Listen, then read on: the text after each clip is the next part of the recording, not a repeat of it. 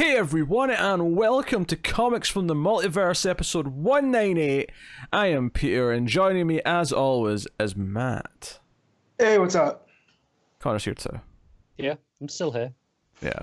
This is DC Comics podcast, folks. We talk about DC Comics every week. Coming up on this week's show, we'll be talking about, of course, June's Solicits, which came out this week. It's been, monthly Christmas, all that jazz.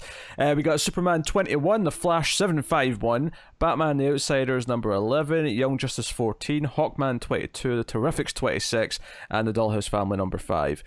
So that's the comics that are coming up on this week's show. So a lighter week in terms of books, but it's fine. It's fine because it's going to get busy again.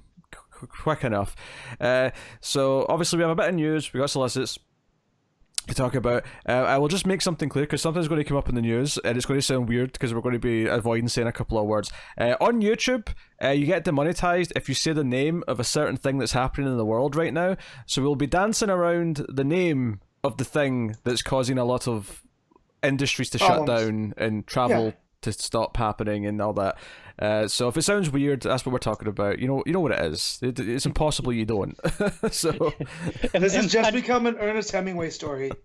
It's in what you don't say. That's what the true meaning is. If you're confused, track down from 2010, 2011, Contagion. Watch Contagion. You'll have a vague idea of what's going on.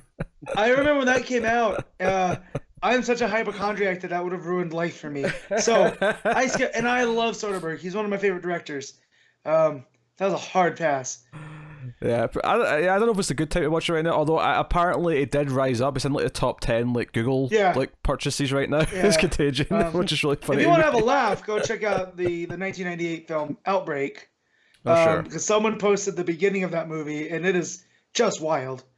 With the monkeys responding to what looks like a civil war. I've not seen it, but someone was telling me on a stream this week that it's got a scene in a movie theater where someone sneezes and it follows the mucus around the room.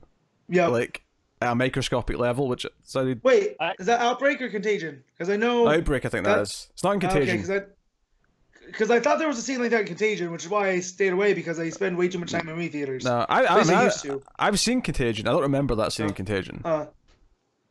I've not watched it yet, so maybe that's what I'll do. Yeah, you're a braver man than I. That's maybe a bad time to watch that. That's maybe like watching a movie about a plane, like crashing on a plane. It's not a bad time for it. Don't do it. I mean, I would do that as well, to be honest with you. Yeah. Real quick, Pete, which Friday the 13th did you ring in the day with yesterday? Oh, I didn't watch any, but me and Tim, because we knew Friday the 13th was coming, right? And we've just about ran out of them to review because we've done most of them now. And the next one's Freddy vs. Jason, and we've not done New Nightmare yet, so we can't skip New Nightmare and do Freddy vs. Jason. So, but we recorded like a casual little 10-minute chat about where we want the movies to go next. So we talked about Jason in the snow, Jason in the past. We talked about Jason versus Predator. It was a nice little chat. Bro, I think you're getting a new one anytime soon. Well, give us time. We'll It'll happen eventually. So I was showing one of my friends had never seen them when we watched part 2 and part 3 last night. And there was a part in part 3 where I forgot where one of them jumps into a girl jumps into the lake, and it's all like muddy, and I went, oh my god, or Jason versus Predator. And then the fact that you guys talked about that. Oh yeah, Jason, that's a great idea. It is. Wait, who do you got money on, though? See, the Predator will get a kill quite quickly, but then Jason will just keep coming back. And at that point, it's like, well, what does the Predator do? I would love to see the idea of a worried Predator that was like, oh, I made a huge mistake. And now he's trying to get away from Jason. Like, that'd be great. And the hunter becomes the hunted. Yeah. That stuff writes itself. There's some gold. I think you have to have with a comical potential, because obviously Predator vs. Jason's a very silent fight. I think if you put Jason versus like your Chucky or even your Ash as an obvious choice, Bruce Campbell, Ash would be cool. Chucky, Jason just punts, and that's how you deal with him. I never understood. Like the new one, which I haven't seen, I understand a little bit because he has Bluetooth and connectivity. Like I get that he's a constant threat, but the old school one, he doesn't have supernatural strength. He's a plastic doll with the soul of a serial killer. Just kick him across the room. Yeah, but he's got tenacity, and that makes up fine. a lot. I've been practicing to kick a child my entire life. It's fine. I don't don't know why no one wants to see Jason versus Spider-Man. Just think of all the quips. Yeah. I It could happen. guess. I don't know. But For some, when he- for some reason, I don't want to mix my slasher villain with my DC or Marvel continuity. I don't know why. No. What needs to happen? I mean, get rid of Spider-Man, and it's Jason versus Swamp Thing. That's the money Sure. match. That's your fight. Okay, yeah. No, I can see You know that what I one. mean? Or Jason versus Etrigan.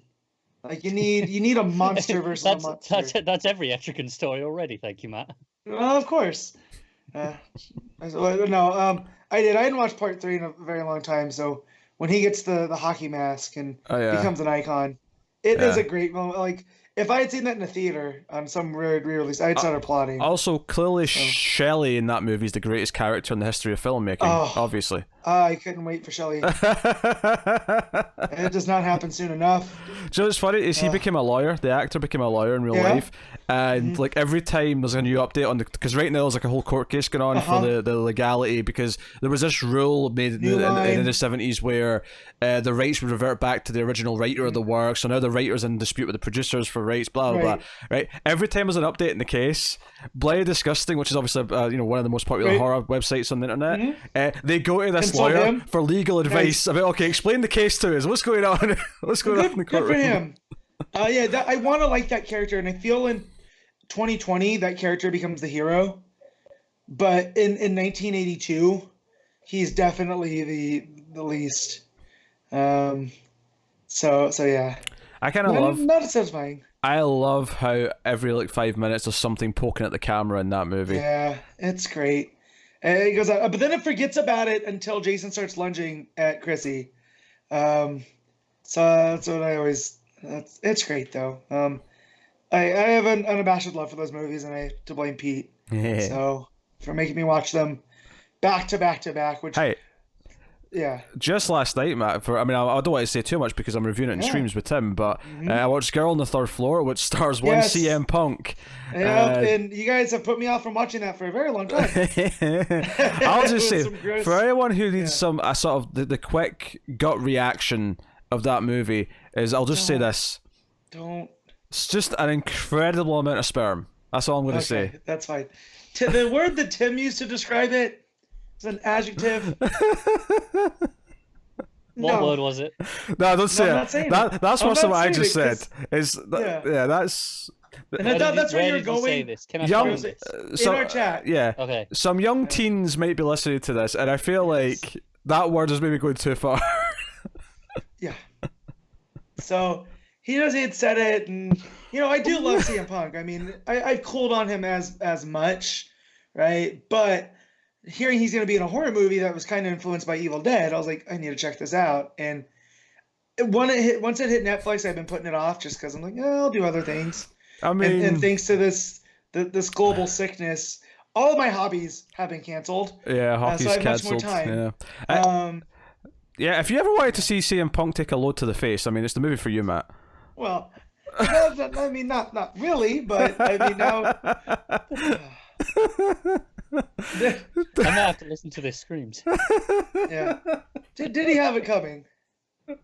He actually kind of does. He's a bit of a prick in the movie. Yeah. Well, that's kind of on brand for him. Yeah. Yeah. Anyway, this is comics for the Multiverse, DC Comics. So we'll get onto the comic allegedly business. Yeah. Hey, sometimes we go 15-20 minutes before we get to topic. This has only been 9 minutes. This is a perfectly acceptable intro. On a date of Friday the 13th, I feel like we should bring it up. Yeah, I mean, it's Saturday the 14th technically, but which is just as rare, but no one talks about. Well, technically, every day is just as rare. Every combination is just as rare as Friday the 13th. Yeah, I know, but there's not a franchise. Like Monday the 7th is equally as rare to Friday the 13th. True. Anyway, but Friday the 13th post a leap day, that's rare, huh? Because it should have been, the 12th, right? And then you're gonna add daylight savings in the U.S., which is such a terrible time. That doesn't change the date. That doesn't change the date. No, but it makes it not as fun. So it should have been, leap day changes things. the sun's out longer for whatever reason, doesn't come up as soon. Like, yeah, key point there. It's not out any longer because of daylight savings. The shifting the hour doesn't change the amount of sunlight. It just changes when the sunlight is. right, but it changes when I go because I get to work early, and now I don't have sun until later. But I have the sense of I know where I need to be by the position of the sun, right? What century do you live in? Oh my god. I don't have good signal at work, so I just put my headphones in and go to, do what I need to do. And I check by the sun. If the sun's up by the time I get to a certain area, I'm behind. That's not true right now. Not living in like the 500s. Hey, it's in my Viking blood. What do you want? I can't help it. I also have a very good sense of direction. So, Yeah, do you balls? Yeah. I was just fixing Matt's. Video. All right, comic book things. I'll do a little bit of news before Solicits because it's to do with the world thing that's going on. Eileen, as Connor keeps calling it for code. Yes. So I just want to mention how it's affecting DC. DC employees have been asked to work from home. From their offices, so that's pretty straightforward. Diamond's Retailer Summit has been cancelled. So Fair. That's the thing. Pretty much every convention for the next couple of months has been cancelled, including one Matt was going to go to. Yeah. But I think I'm still gonna go to Southern California if I'm allowed to go visit Timmy in person and Mario. So. Yeah, WonderCon was the big one coming up that is cancelled, and I feel like that's the one where we tend to get a lot of DC announcements. That's the one they tend to use. Bendis, the reason I was going was Bendis and Garrett's were going to be there, and Bendis said he had a panel planned that they were going to announce some next big thing he had in the works with a surprise co-creator. I feel like now they'll still do these announcements, if nothing else, just to give us some good news while we're all waiting for stuff to tide over. Blow over. Yeah. So it sucks. It is what it is, but safety first, all that. Right. By all means. So hey, we'll probably talk about wrestling a little bit later, but we've got empty arena shows to look forward to in the coming weeks. So that'll be weird. And I thought I was gonna have empty hockey to look forward to. Yeah. Which I put on my own fault, like as a bit of karmic boomerang, because I was laughing that the Sharks were, going to have to play in an empty arena because where they're at, their home arena is like dead center in one of these major outbreaks, and so they were thinking about it, and then now nobody even gets to see empty arena hockey, and that's what I get for being a jerk online. Yeah, the sports has been hit pretty hard. Like over here. Football or soccer to you guys, pretty much every league got suspended. It was quite funny. Nothing of value is lost. Shut up, Pete. I'm coming to Matt here. Yeah. It was like Thursday night. They went, all games this weekend are going ahead as planned. Nothing's changed. And then 2 hours later, the Arsenal manager was like, "Hey, I've got it. It's confirmed." And then our whole team's in isolation, and so's this other one that that we just played against. So they're like, all matches are cancelled. I don't know much about Arsenal except that they're one of their co-owners is the owner of my American football team. Yes. And one of our friends on Twitter is a big fan, so she talks about them a lot. The Arsenal manager coming down with this global sickness is the most Arsenal thing, judging off of tweets that I've read. Yeah, it's a really awkward situation because at the minute the games are just postponed. Yeah. So the season isn't void. If it is void, it's really shit because my hometown, the team that I mainly support, is currently at the top of their league and was going to get promoted. The city I live in now, at the top of their league and was going to get promoted. Hey, assuming they kept up to it. I don't mean to laugh, but being a long-suffering sports fan, of course, this is when that happens. This is pretty funny. Yeah. But what makes this funnier though, I have to ask. Is this a rare occasion? Is this the first time they've come close to this in a while? Oh, they've been on the downslope for years at this point because of poor management money. Do you know what this is like, Matt? We're playing in our own bloody city right now. We're playing in a neighboring city because we can't pay the rent on our studio because of the owners. Oh man, But what were you gonna say, Pete? I was gonna say sure this is wrestling. no, it wasn't a wrestling thing. It was more. I was thinking about like how long it took like the Cubs to win the World Series. This is almost like if they got into the World Series and then for some reason the game got called off and it was null and void. No. In that regard, Liverpool are taking the cake. As much as I don't like Liverpool, they are far ahead of anyone else at the top of the Premier League. First place with a bullet. They only need to win 2 more games, and then mathematically they've won the league. It will be the first time they've won the league in like 30 years. Well, and I know we have a lot of Liverpool fans that listen, at least one in particular, and we know that Tom Taylor, right? And Gary Frank, I believe, too. Gary Frank, too, so yeah. No one's perfect, clearly. A bunch of terrible people, obviously. But no, I feel for them because my teams are. I don't want to be lumped in the car here. I want to make it clear that when I'm making fun of these Liverpool fans, I'm making fun of them because they're football fans, not because they like Liverpool specifically. I hate all teams equally, right? I want to make that very clear. They're talking in the NHL that if they have to, cancel the rest of the season just to go to playoffs, they would have to go by win percentage, which sucks because they've played so many different amounts of games. Yeah, that's it. Over here, it's like if 80% of the games have been played, we can just kind of rule it as is. But they're at like just below that. Yeah. So it's like the Knights had 12 teams have played enough and others haven't. So it's really murky right now. Well, the Knights had 12 games left to play, and they were all against teams vying for a playoff spot. So it was going to get rowdy. Two of our star players went down with injuries. So this is kind of, at least for the Knights, okay. I just miss watching them play. And I'm, but hey, more time to read comics. So speaking of comics, it does. And that's why I read a book that I said I wasn't going to read. So one last sports thing in regard to the broadcasters. I feel bad for like ESPN and things like that, because like the BBC, instead of doing showing the football games, they're playing repeats of Mrs. Brown's Boys, which I'm sure is driving everyone into chaos. Yeah, because it's terrible. ESPN literally has nothing to go off of. Talk Sport earlier today. They don't know what to do. There's no sport to talk about. Yeah. They had one of their hosts just, "Here, play us your favorite punk records." Yeah, that's what happened on their show earlier. Like what? So here with ESPN, there's a lot of talk when stuff started to get political. Keep it to sports, and not that they have to go political, but all those people that said keep it to sports, what do you want them to talk about right now? It's really bad. I feel bad for those, because it's like you're a 24-hour broadcaster on one topic, and there is nothing on that topic anymore. What do you do? So I usually leave the TV on the NHL network for the dogs when we leave, like if we're going to be gone for a little bit, just to have sound in the house as well. And I had explained to them, there's no hockey right now. I can't put it on there. And just play repeats of old games. Yeah. My little white one, Gypsy, she was a little bit sad. The other two didn't care. So, yeah, because the dogs. Anyway, let's talk about news, shall we? Solicits. We got DC Comics Solicits to get into here. So this is for the month of June. We got a lot of stuff here. Obviously, we'll tackle specific things as they come up as we go throughout. It's kicking off with something that was being teased throughout the week by none other than Tom Taylor himself, the Lord and Savior. When he goes to announce his actual new project, we're not going to take it seriously, because every time he teases something, it ends up to do with this.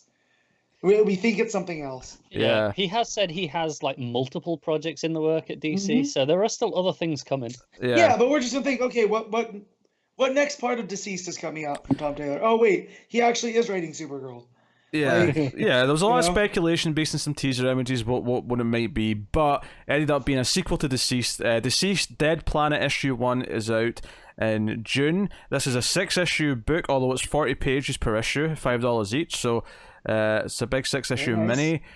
So whereas the one we've got right now, The Unkillables, is kind of like a spin-off, and it's like, here's these characters during the outbreak and what went on with them. This seems like it's actually a sequel where we're going to see a sort of grown-up John and Damian with Green Canary and Cassie as Wonder Woman coming. I'm assuming coming back to Earth for some reason, just based on. Yeah, well, and based off the Solicits, they're being billed as the Batman, Superman, and Wonder Woman of Earth 2. Yes. Which I love. That is such a fun spin on that.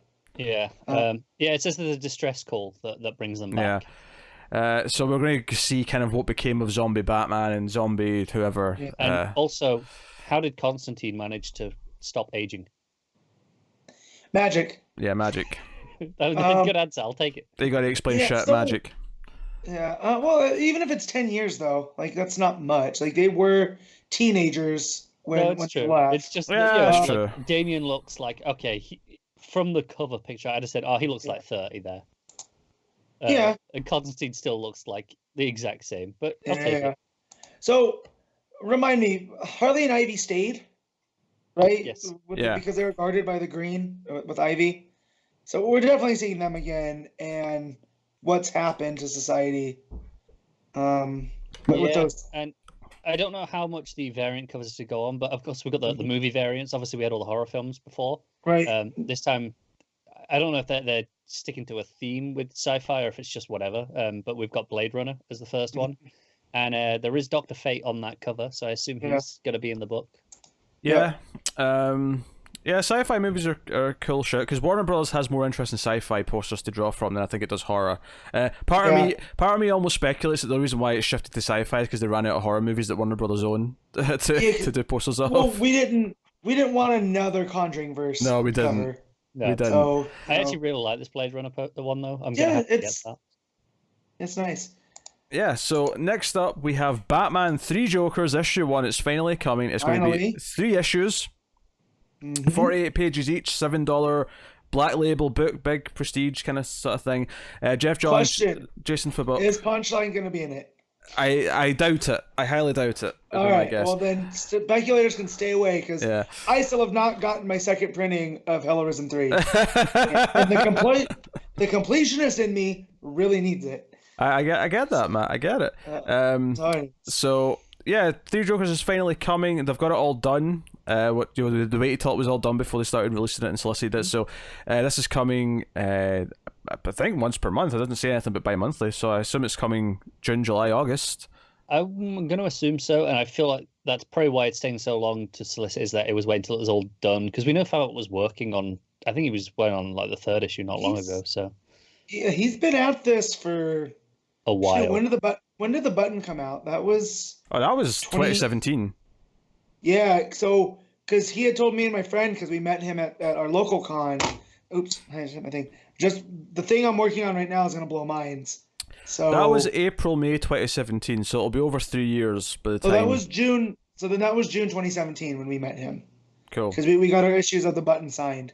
Yeah. By him. Very excited to see what this actually is. Yeah, right? the preview art does look very nice. I will say that. There's yeah, it's Fabok. Yeah. That's that dude. But the solicit here is they're drawing comparisons to the Killing Joke or influenced from. You know, I'll read the solicit out. I think it's probably worth it for this first issue here. 30 years after Batman, the Killing Joke changed comics forever, 3 Jokers re-examines the myth of who or what the Joker is and what is at the heart of his eternal battle with Batman. New York Times bestseller Jeff Johns and Jason Fabok, the writer-artist team that waged the Dark Side War in the pages of Justice League, reunite to tell the ultimate story of Batman and the Joker. After years of anticipation, starting in DC Universe Rebirth issue 1, the epic miniseries you've been waiting for is here. Find out why there are 3 Jokers and what that means for the Dark Knight and the Clown Prince of Crime. It's a mystery unlike any Batman's ever faced. Honestly, there's not a lot in there, but I think that's a little disingenuous as well. This did not start in DC Universe Rebirth issue 1. This started in the Justice League issue before with Batman on the chair. To be fair though, it was like the week before. It's not like that much of a difference. I feel like be more genuine here. It was like a week earlier, but whatever. So I mean, it's pretty clear actually looking at the Jokers. Like, one's definitely Killing Joker. One is, I don't have the art in front of me to look at them, but it was pretty obvious when I was looking at them. Yeah, because you got the one here with the crowbar. Yeah, one's classic. One's Death of the Fabozella one, yeah. Death of the Family, Killing Joke, and kind of classic Joker seem to be the three. Yeah, like pre-crisis kind of Joker. Yeah. You know, Joker fish and giant playing cards and yeah. So wait, is Killing Joke and Death of the Family the same? Because I would think those came out so close to each other. No, they're definitely treating it as two different in the art. Two different. Yeah. Because there's definitely the Killing Joke looking Joker that looks like that book, and then there's the one with the crowbar. Okay. Should just clarify that's Death in the Family, not of the Family. Yeah, that's right. Yes. I hate that they name them so close to each other. Like, I understand why. It's one letter. Or, you know what I mean? One word. Yeah, it's One two word, letters. I guess. 2 letters, yeah. Van, yeah. So Batman 3 Jokers is finally starting in June, so that is cool. Of course, we have Dark Knight's Death Metal issue 2. Not much to say here, just to continuing the big event. Just on that, someone asked Snyder, "Hey, now that Didio has gone and plans have changed, did this have any impact on Death Metal?" And he said, "Yeah, it's gotten even bigger." I wonder if there was stuff that Didio was like, we can't be doing that, and now he's like, "Oh, okay, we're just going to do it." Okay, I guess. Snyder's like, this is how I win. Yeah, part of me almost speculates that that's just bullshit, and that's just like a marketing sort of phrase. Like, yeah, of course, bigger now. It's even bigger. It could be, but I mean, he could have just said no, nothing's changed. It's still huge. Yeah, okay. We got Batman 96 and Batman 97. Jorge Jimenez on the art for both of those tiny issues. Some pretty covers there if people want to go check them out. Batgirl 48. Cecil Castellucci still in the book. James Gunn Jr. is back in the picture, and this is a tie-in to Joker War, so that is all. No, it's not a tie-in to Joker War, is it? No, it is. Yeah, the last jokes, I'm pretty sure it's a tie-in to Joker War, is it not? I mean, I didn't get that impression. It talks about how it's James Gunn Jr. teaming up with the Joker, perhaps, but it doesn't really mention Joker War. It did last time. Yeah, which is why I was thinking maybe this one wasn't, because the last one was like, this is a Joker War tie-in, and this one is more just... This feels like you're being pedantic, to be honest. Like this is clearly this is spinning out from what happened with the last issue, which was a definite tie-in to Joker War. Yeah. Okay. I'm being pedantic because the last one was a tie-in. This spinning out of it is not a tie-in. There's the difference. Oh shoot. Yeah. I just read the Detective Comics, which I usually skip. Why would you do that? Yeah. Detective Comics 1024. Let's see. Since Matt read this and reacted to it, the story of Two-Face reaches its end, and Harvey Dent will at last find peace after decades of a schism. But what will the peace in death, or the chance of a new life? All along, the Joker has been puppet master behind the torment of Two-Face, and he knows how to make an entrance. Don't miss the final battle between Batman, Two-Face, and Lincoln March. Okay. That's a name I haven't heard in quite a long time. It's been 74 years. No? So yeah, well, it's kind of a messy cover, the regular cover, but I mean, Lincoln March is there in his Owlman outfit. I mean, I guess we just call him Owlman. I don't know if he ever went by a different name, but we all just kind of went, oh, he's Owlman, until they introduced actual Owlman. I still love those Vermeo covers for Detective have been absolutely killing it. I never thought they'd bring Lincoln March back into it. You know, like I thought that was just a Snyder character, and like maybe we'd see Lincoln March in Death Metal or something, you know. But yeah, I was not expecting to see that. Nightwing 73, still Dan Jurgens. Again, this is coming out of Joker War, with Joker sort of doing stuff with Dick Grayson. Yes. I didn't like that. Like I was like, oh cool, like he's Nightwing, but he's the Joker's puppet. Like, can we please just have Dick Grayson back? Like, you just remember back in Rebirth how good, you know, his series mostly was. It was fun to read. Yeah, you know, honestly, his series was pretty good throughout most of the New 52 as well. Like, not always amazing, but it was always solid. I don't know. It was solid. It was mediocre. Yeah. It was solid. It was a solid mid-tier book. Yeah. It was mediocre, and so was Grayson while I'm at it. Someone has no taste. Yeah. Plenty of taste, thank you very much. For the record, it's not me or Connor. Not on this one. So and the Bat family largely tying into Joker War. Even Detective Comics has Joker kind of involved, so I assume that's also kind of like the reason why that's even involved is probably because of Joker War. Then we got Wonder Woman 759 and 76. This was actually big news this week. I mean, in some ways, probably the biggest news, I think, for our taste, because we knew Joker War was coming. More Deceased by Tale is great, but you know, not hugely shocking at this point. New run on Wonder Woman, starting from issue 759. And I remember back when we were talking about who could take over Wonder Woman, but I think back when James Robinson was on the book and we were theorizing who the new run could be, I think I remember pitching Riko Tamaki as someone who could potentially do it. And here we are a couple of years later, and Riko Tamaki is taking over with Mikhail Yanin on the issues as well. Obviously, he's double shipping, so he won't be there, for everyone. No, he's the primary artist, though, is what they're calling it again. I mean, kind of like what we used to have back at the start of Rebirth, where they had a primary and a secondary alternating between arcs. We'll see how long it lasts. So I'm so excited to read Wonder Woman again. I miss that. Yeah. And with Orlando heading over to Marvel for some time. God. Great news this week. Great news. That came out first, and we got excited, being like, "Yes, that's less DC books."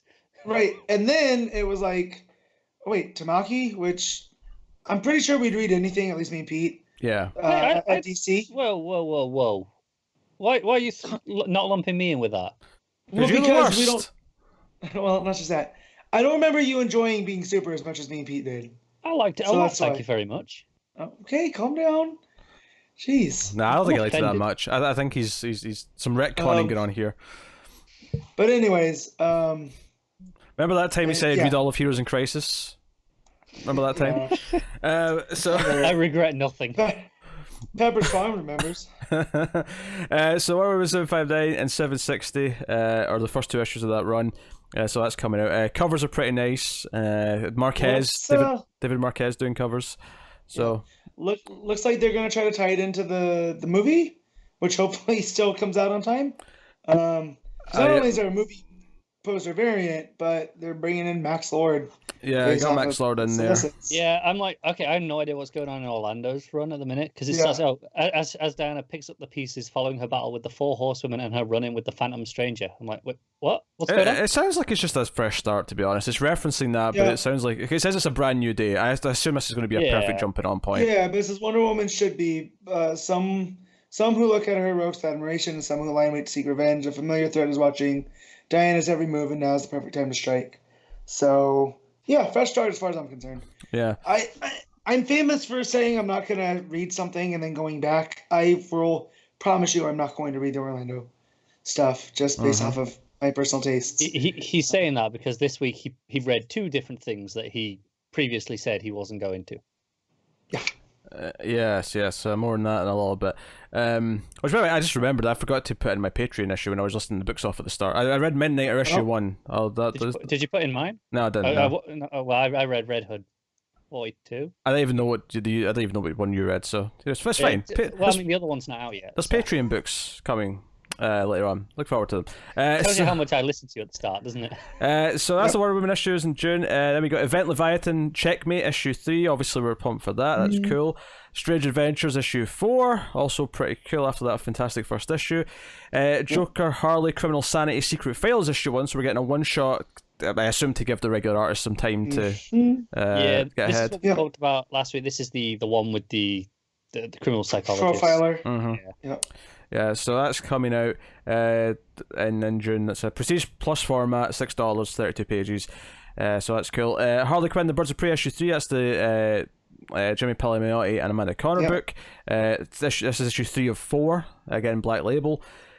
We got some trade paperbacks. As the young adult stuff, the kids stuff. DC Superhero Girls Midterms, Lois Lane and the Friendship Challenge. Teen Titans Go to Camp. Do you know what I love about that title? That reminds me of the Ernest movies, whereas Ernest saves Christmas, Ernest goes to camp, Ernest raids again, Ernest does this, Ernest does that. Ernest it's kind of like what they did with the movie as well. Teen Titans Go to the movies. But there was an Ernest one that was Ernest Goes to Camp, so which is why it specifically sprung my mind there. Okay, fair enough.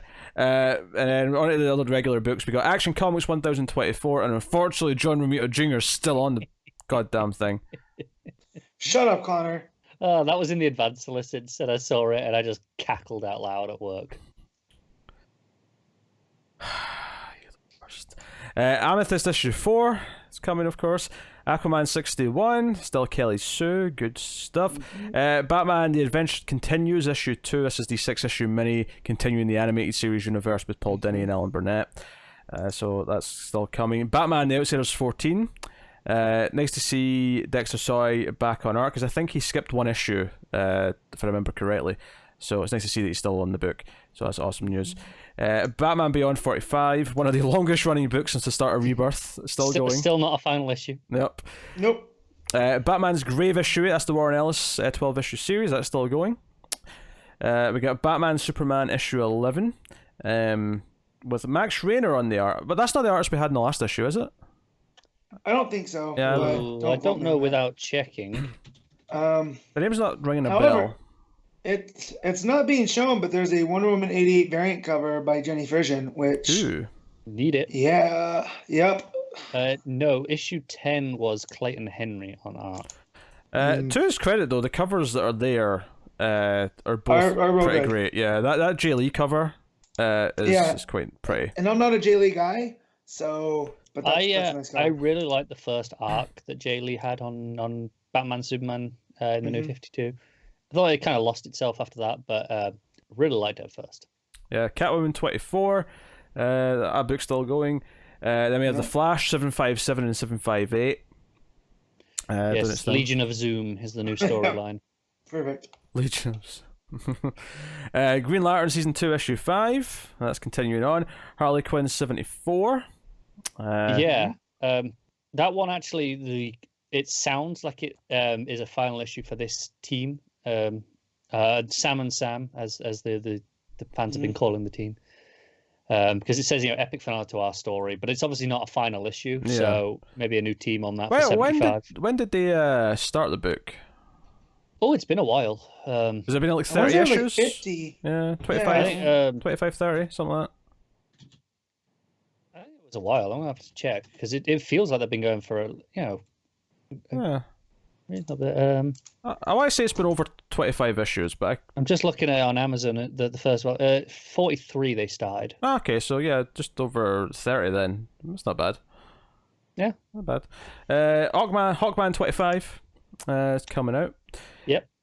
We got Justice League 48 and 49, notably with a new writer on the book. Interestingly, Venditti's off the book, and we have Simon Spurrier at least doing an arc.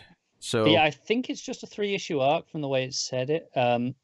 Venditti did actually talk about this on Twitter. He said that basically DC offered him another project, and he knew he couldn't take that and do Justice League with Justice League being double shipping. Because he said basically, he's done double shipping with Harlem Pals. He knows what the schedule's like, and he knows he can't do it alongside what would be another book on top of Hawkman and whatever else he's got.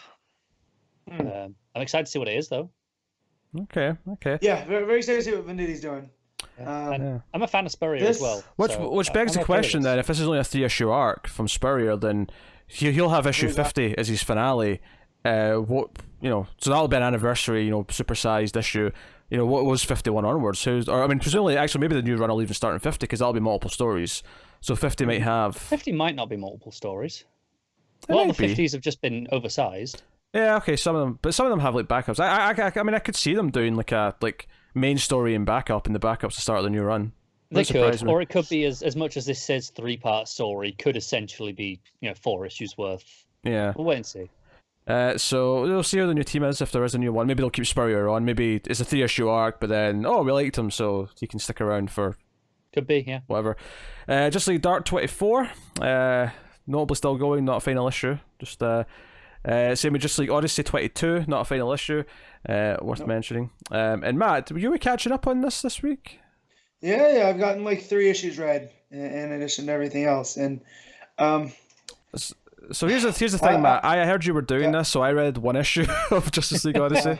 It's the reason I've only gotten 3 read is that issue 6, I think, was very difficult to get through. Williamson didn't leave it at an easy place for Abnett to take over. Yeah. That said, a couple issues in, and once you realize what's going on, and it becomes a relic hunt for the next couple issues, that excites me because I like that type of stuff. Yeah, I think I might have skipped an issue because I sort of just looked at what was a natural place to jump in because I had no hope of really remembering exactly what was going on when I left. I thought we got done with the first arc and that ended on 5, so I picked up the trade for the next volume, and that's what I'm reading, and that started with 6, I believe. So we'll see if I can get caught up. But Yeah, we'll see. We'll see. But yeah, I don't like what Abbott's done with Starfire. Exactly. It's not my fun, bubbly, red-haired alien girl. If I needed another reason not to bother, then that'll do it. Yeah, and I get you can, like, this might be a conversation for a different part, but you can change character stuff, but this is so antithetical to who she is and who she's been. Yeah, it kind of hurts. That said, I've been assured that the Jess stuff picks up because she's been pretty good in the issues I've read. But I don't want to have to sacrifice, one of my favorites for another one of my favorites. So. No, I mean, I'm intrigued to catch up on it. I only got one issue read, admittedly, so it's not. I'm not exactly swimming through it, but. And from what we've been told too is that it's kind of not that it's key, but we talked about it last time that it's Abnett's pretty good at doing undercover stuff that's kind of important. So we'll see how this plays out, especially when you have Darkseid involved. The whatever issue I read, Darkseid, like, it's clear that he's trying to reform a new apocalypse out of what's going on. So, but yeah, so maybe we'll catch up. Maybe we'll talk about that when things get up. And the other one that I'm tempted to every so often, even though it kept disappointing me, is Detective, just because it's Detective. But we'll see. And then I see the Lincoln March showing up. I go, and it's a Two-Face story, maybe. And I'm like, Or I can get caught up on my Marvel books. I got Thor 4 sitting there that needs to be read that came out this week. So yeah, I haven't read anything Marvel this week yet, and there's new Star Wars books in there this week. No one cares. No one cares about Star Wars books. Yep. Next up on Solicits, we have Legion of Superheroes issue 8. So not much to add, except the covers being pretty. Yeah, I like the Win cover. Justin Win. Yeah. I like the other one quite a bit actually. The Sook cover. That's a good one too. I think Sook's been scratch a match on that book. Lois Lane 12, final issue of that is out in June. Sad to see it go. Hopefully, maybe it leads to a sequel. Another one with a pair of great covers. Yeah. That Amanda Conner cover I'm going to have to get, and that's Amanda Conner's not an artist that I'm typically Hold on. need. We cannot talk about good covers without bringing up Man Bat issue 2, which is we'll next. We'll get there. But that Amanda Conner Lois cover, if they're ever going to do like a collection of Lois books, this needs to be the cover. I can see that. This is everything about Lois Lane in one image, like complete with John saying "mom" over and over again into the art. My only real problem is that there's no typo. There needs to be some spelling error because she spells everything phonetically. Yeah. All right, Man Bat 2, huh? Yes. Okay. Look at it. That's a pretty good cover. That's a horror movie poster, Pete. Yes, exactly. That's why I like it. That's great. It looks like a werewolf movie poster, just happens to be Man Bat instead. Well, I mean, seems like he's dealing half with dozen of one. Squad. Yeah, he's got Deadshot's like laser sight thing dangling out of his mouth. Really, really pretty. So that's issue 2 of 5. Same with Manhunter's Secret History issue 2 of 5. That's also a pretty neat cover, actually. Very stylized. Little gratuitous, I would say. But yeah, the ass being in the face is a bit much, but I mean, ignoring that, it is a pretty cover. It is. However, if I'm going to make excuses for it, it does look like she's dropping a sweet roundhouse because that foot's coming straight for the camera. For some reason, I thought Matt said she was dropping a sweet Duce or something. No, roundhouse. What I will say about that is that's clearly the Derek Chew cover. And Derek Chew, up till now, in my experience, has been the knockoff Art Gem. Mm-hmm. Yeah. And this feels a little bit more distinct than that. If it still has that digital sheen, but other than that, it doesn't really feel like an Art Gem, which is more posed. This has got a lot more shadows to it. I feel Art Gems is very, very well lit at all times. And not as a critique, just, that's the style. Whereas this feels a little bit more shadowy to that. Yeah, fighting his own voice, as it were. So, Metal Men issue 9. Obviously, we had the last couple issues were delayed a little bit. I've got that here. 7, which was supposed to come out on the March 18th, is now coming out April 8th, and 8 is moving from April 15th to April 29th. Yeah. So, issue 9 is due out on the 17th of June. So that is cool. Question: Deaths of Vic Sage issue 4, the final issue in this 4-issue series by Jeff Lemire, which we've been enjoying. The first 2 were great, so that's coming out in June. Really cool. Red Hood Outlaw 47, Connor's most anticipated book. Screw you. We got Shazam 14, which notably is not written by Jeff Johns. No, I'm seeing some conflicting things about this. Newsarama ran a thing like this was. They didn't say it was the new team. They were just like, "Hey, new team on this," and they just quoted the solicit. They didn't actually get any further information. But I have seen some people on Twitter saying this is just a fill-in issue. Okay. So we'll see. I'm sure. Yeah, we'll see. I mean, obviously, I hope Johns is still in it after this because I want Johns to keep writing comics. And obviously, we got 3 Jokers for a few months, but it'd be nice to have an ongoing consistently there. I will say I do like the cover where Shazam's sitting down. Yeah, that's a really pretty cover. I think that's it. Yeah, that's Brandon Peterson. Yeah, that's the regular cover. So that looks a lot of fun. The story sounds weird because his teachers unleashes a lecture on the ethics of unchecked power and privilege, and I'm just like, when you say unleash a lecture, that seems to me like the lecture has come to life and is attacking Shazam. Maybe it does. Who knows? Yeah. Yeah, and then we got Suicide Squad issue 7, also with that cover. Oh baby, that cover was the I think it's the variant. It must be the variant. Yep. Okay. Yeah, the Roberts one. Yep. That is Rosita and Chaos Kitten and Thylacine. Yeah, Deadshot. yeah. That's actually really nice. I kind of think I prefer the other one with Deadshot with his daughter. The other one's. I mean, the other one's really. Other one feels like a comic cover. Yeah, that's a more kind of like typical but really good comic cover, whereas the other one's a really nice piece of art. It looks like a movie poster. I like how the proportions on them are so different because the bulky one really feels bulky and like thick, and then Chaos Kitten's obviously much sleeker, and like I like that. Yeah, right. It feels like a movie poster, and if that's what they're going for, which I assume it is, then absolutely nailed it. Yeah, we got Superman 24, Kevin Maguire on art for this issue. Cool stuff.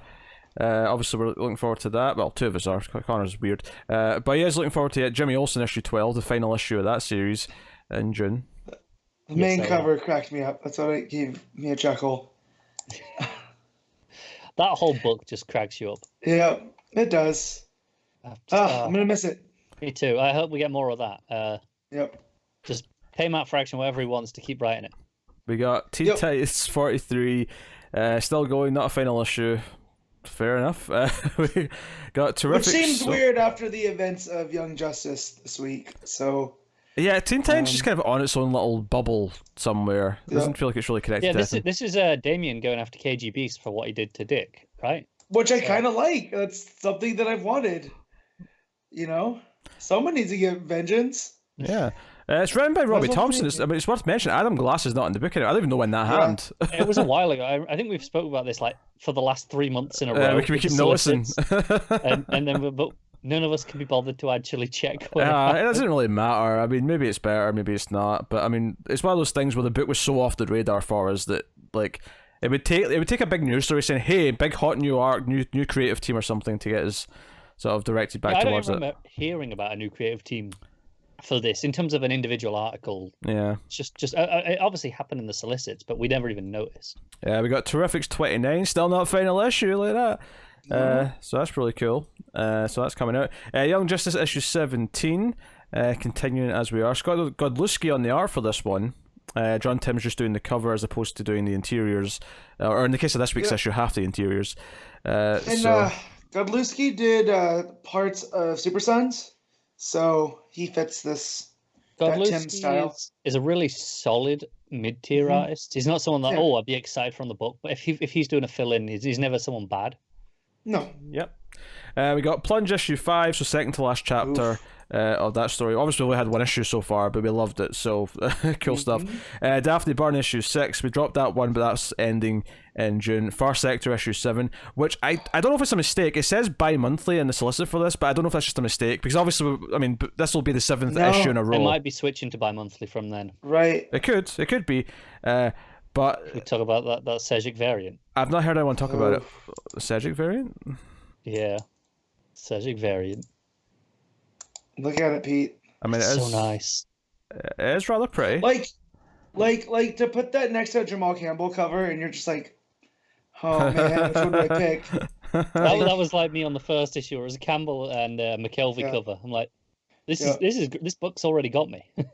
But yeah, it says bi-monthly both in the written part of the solicit and in continues on a new bi-monthly schedule.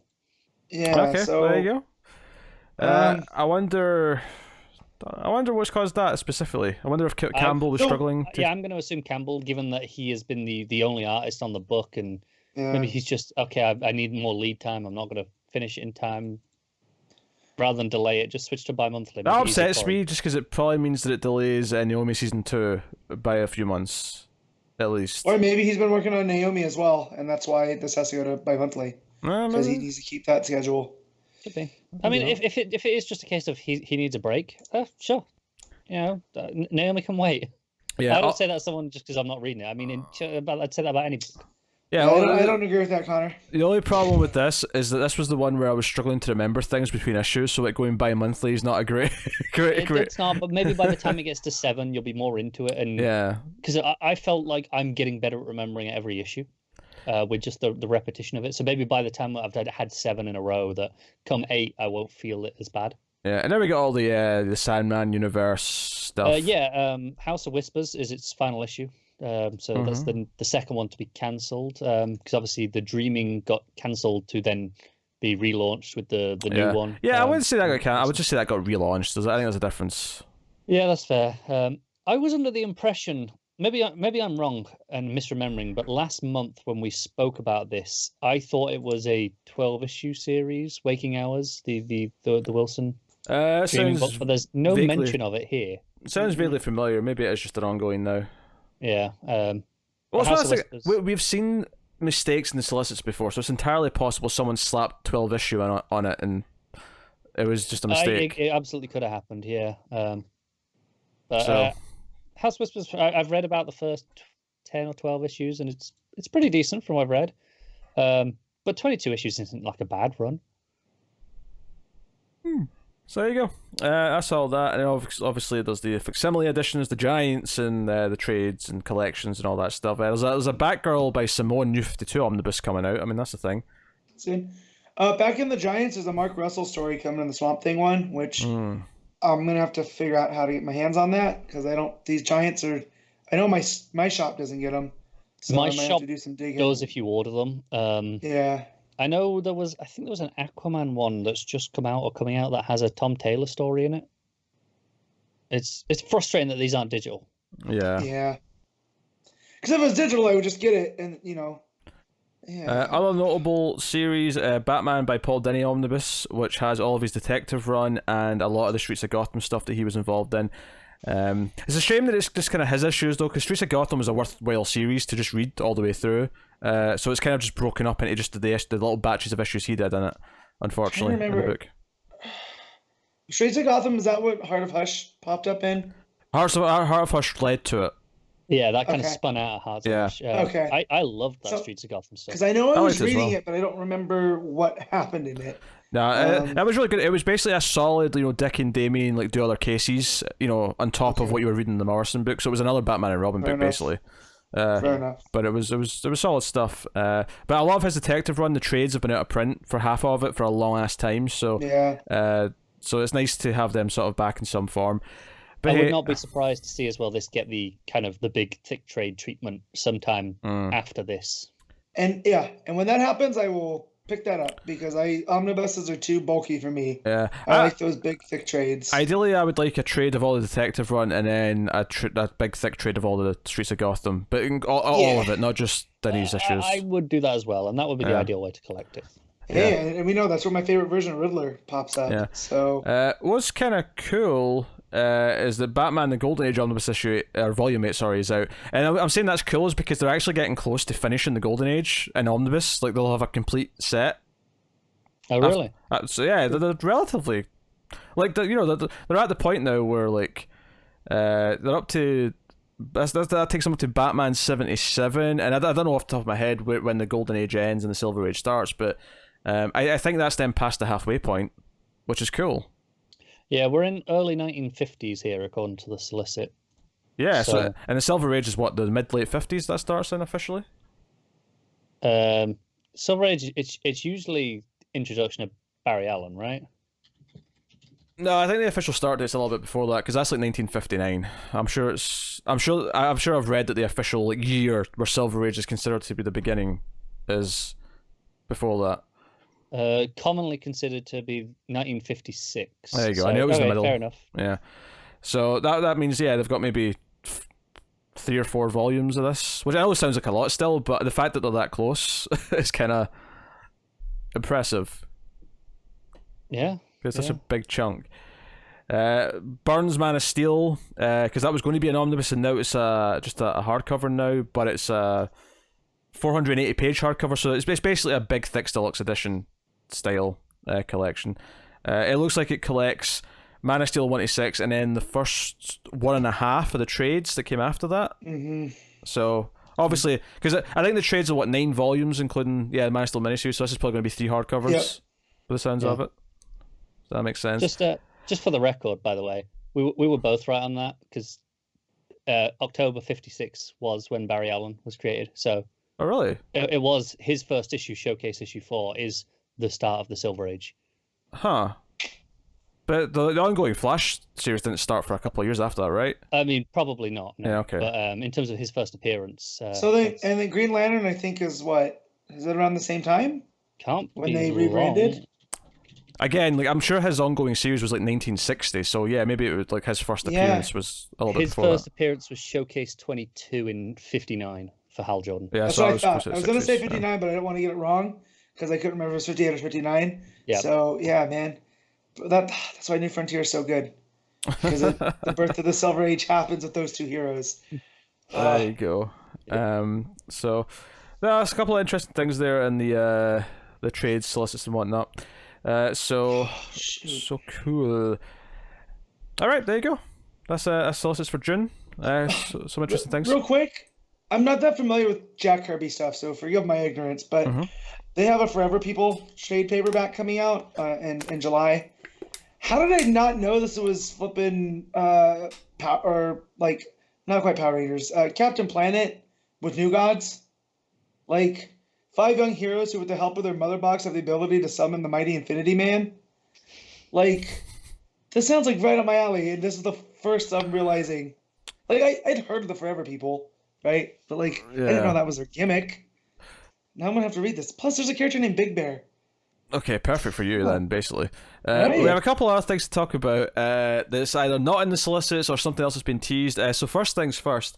Generation 2, which we were expecting in the June solicits, is nowhere to be found, and they eventually confirmed later that Generation 1 has been delayed. Now, they're not outright cancelled. They're going to resolicit and have them coming out later, which basically to me says that, okay, we're still going to do these one-shots, but they're going to change everything about them to fit whatever's going to come next, because G5, or 5G rather, has completely changed because Diddy was not there anymore.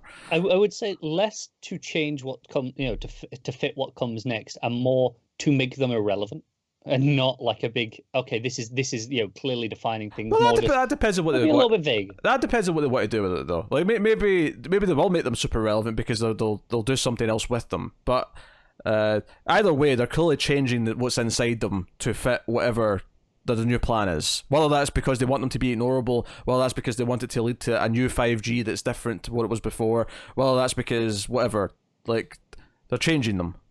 Yeah.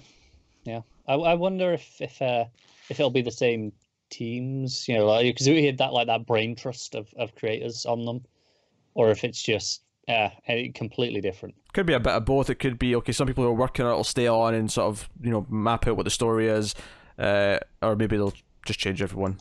It's hard to say. Yeah. Matt, I think your mic was going there. I thought I could hear a little crackle. Yeah, it is. So yeah, how do you feel, Matt, about Generations being delayed? I'm bummed out because I talked myself into it. So now it's not there. He talked himself into it after Didio got canned. And I was like, it'll be fine. It's fine. It'll be fine. Because I like continuity shifts. It's part of my brand. So, man. I mean, if there was going to be a lot of creative relaunches coming with the end of this, I can see a lot of those still holding because they still want these teams to be on the books. So maybe they'll still use this as a way to sort of build up to that. Also, those has to borrow a wrestling term, like I'm a little tired of Snyder holding the book and like stuff having to follow whatever he's doing. Mm-hmm. So the fact like now it just seems like these are getting shelved for whatever happens in Dark Knight Metal 2, which just seemed to me like it was gonna be a popcorn thing. I think it still will be. I don't think anything happens in Metal will really have a big impact beyond just maybe it'll reestablish some JSA stuff for Snyder's JSA book. But... Well, if that's the case, that's fine, because we all know how I feel about the JSA and Jay Garrick, as a whole. So, but like I was looking forward to seeing how this plays out with, whoever made up the generations, and like, even if this is now just an alternate Earth, this is like Earth. I don't know them all off the top of my head, but let's say Earth 27, and that's what we'd go to and see. Like, I don't know. Yeah. And then the other thing that came up this week is that Tom King is teasing something with Watchmen characters that's not been announced or in any way, but he was teasing on Twitter.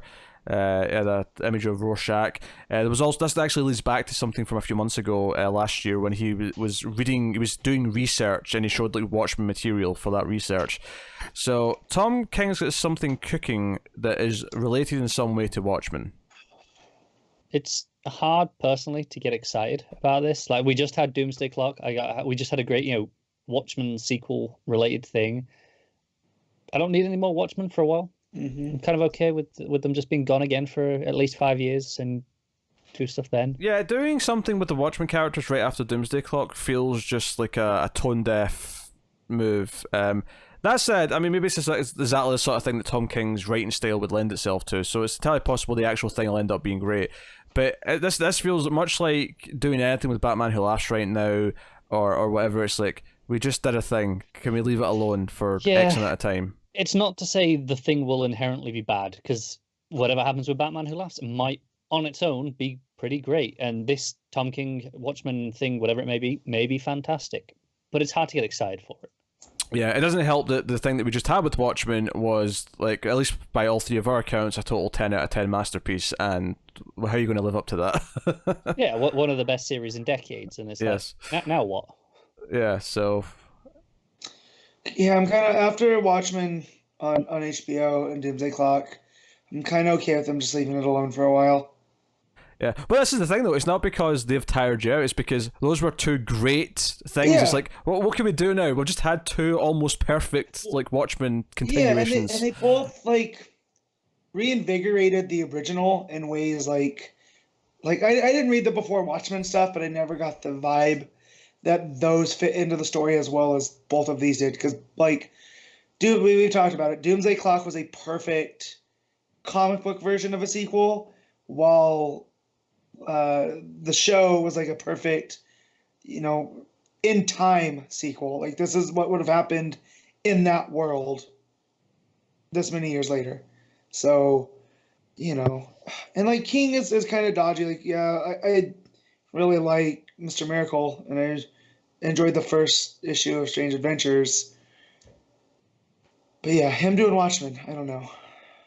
Yeah, we'll see. We'll see what it is. I mean, it could be a red herring. It could be like, oh, there's like a Rorschach copycat in the DCU or something, and like we're following that character. I mean, it's still cheating a little because it's using Watchmen imagery, but like, we'll see how connected it actually is. It would be better than just another Watchmen story. Yeah. Yeah, I mean, or if it's the Charlton characters and we get them, like it's the Question and Blue Beetle. I mean, it's kind of weird to tease it as Watchmen and that. If it's something that was left over from Doomsday Clock, Rorschach's mask gets left behind or something, and it's sort of like, I don't know, like something falls on from that. That's a bit more interesting, maybe, because it's in the DCU. Yeah. But I mean, we'll see. So not a whole lot to add. It's hard to get super pumped, like Matt said, though, at this point. So, but yeah, that's pretty much the news. Unless there's anything I missed, do you guys want to throw in?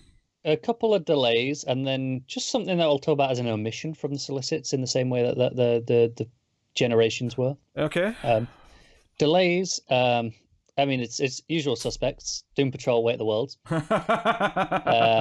Now it is April 8th, so that's back another week probably.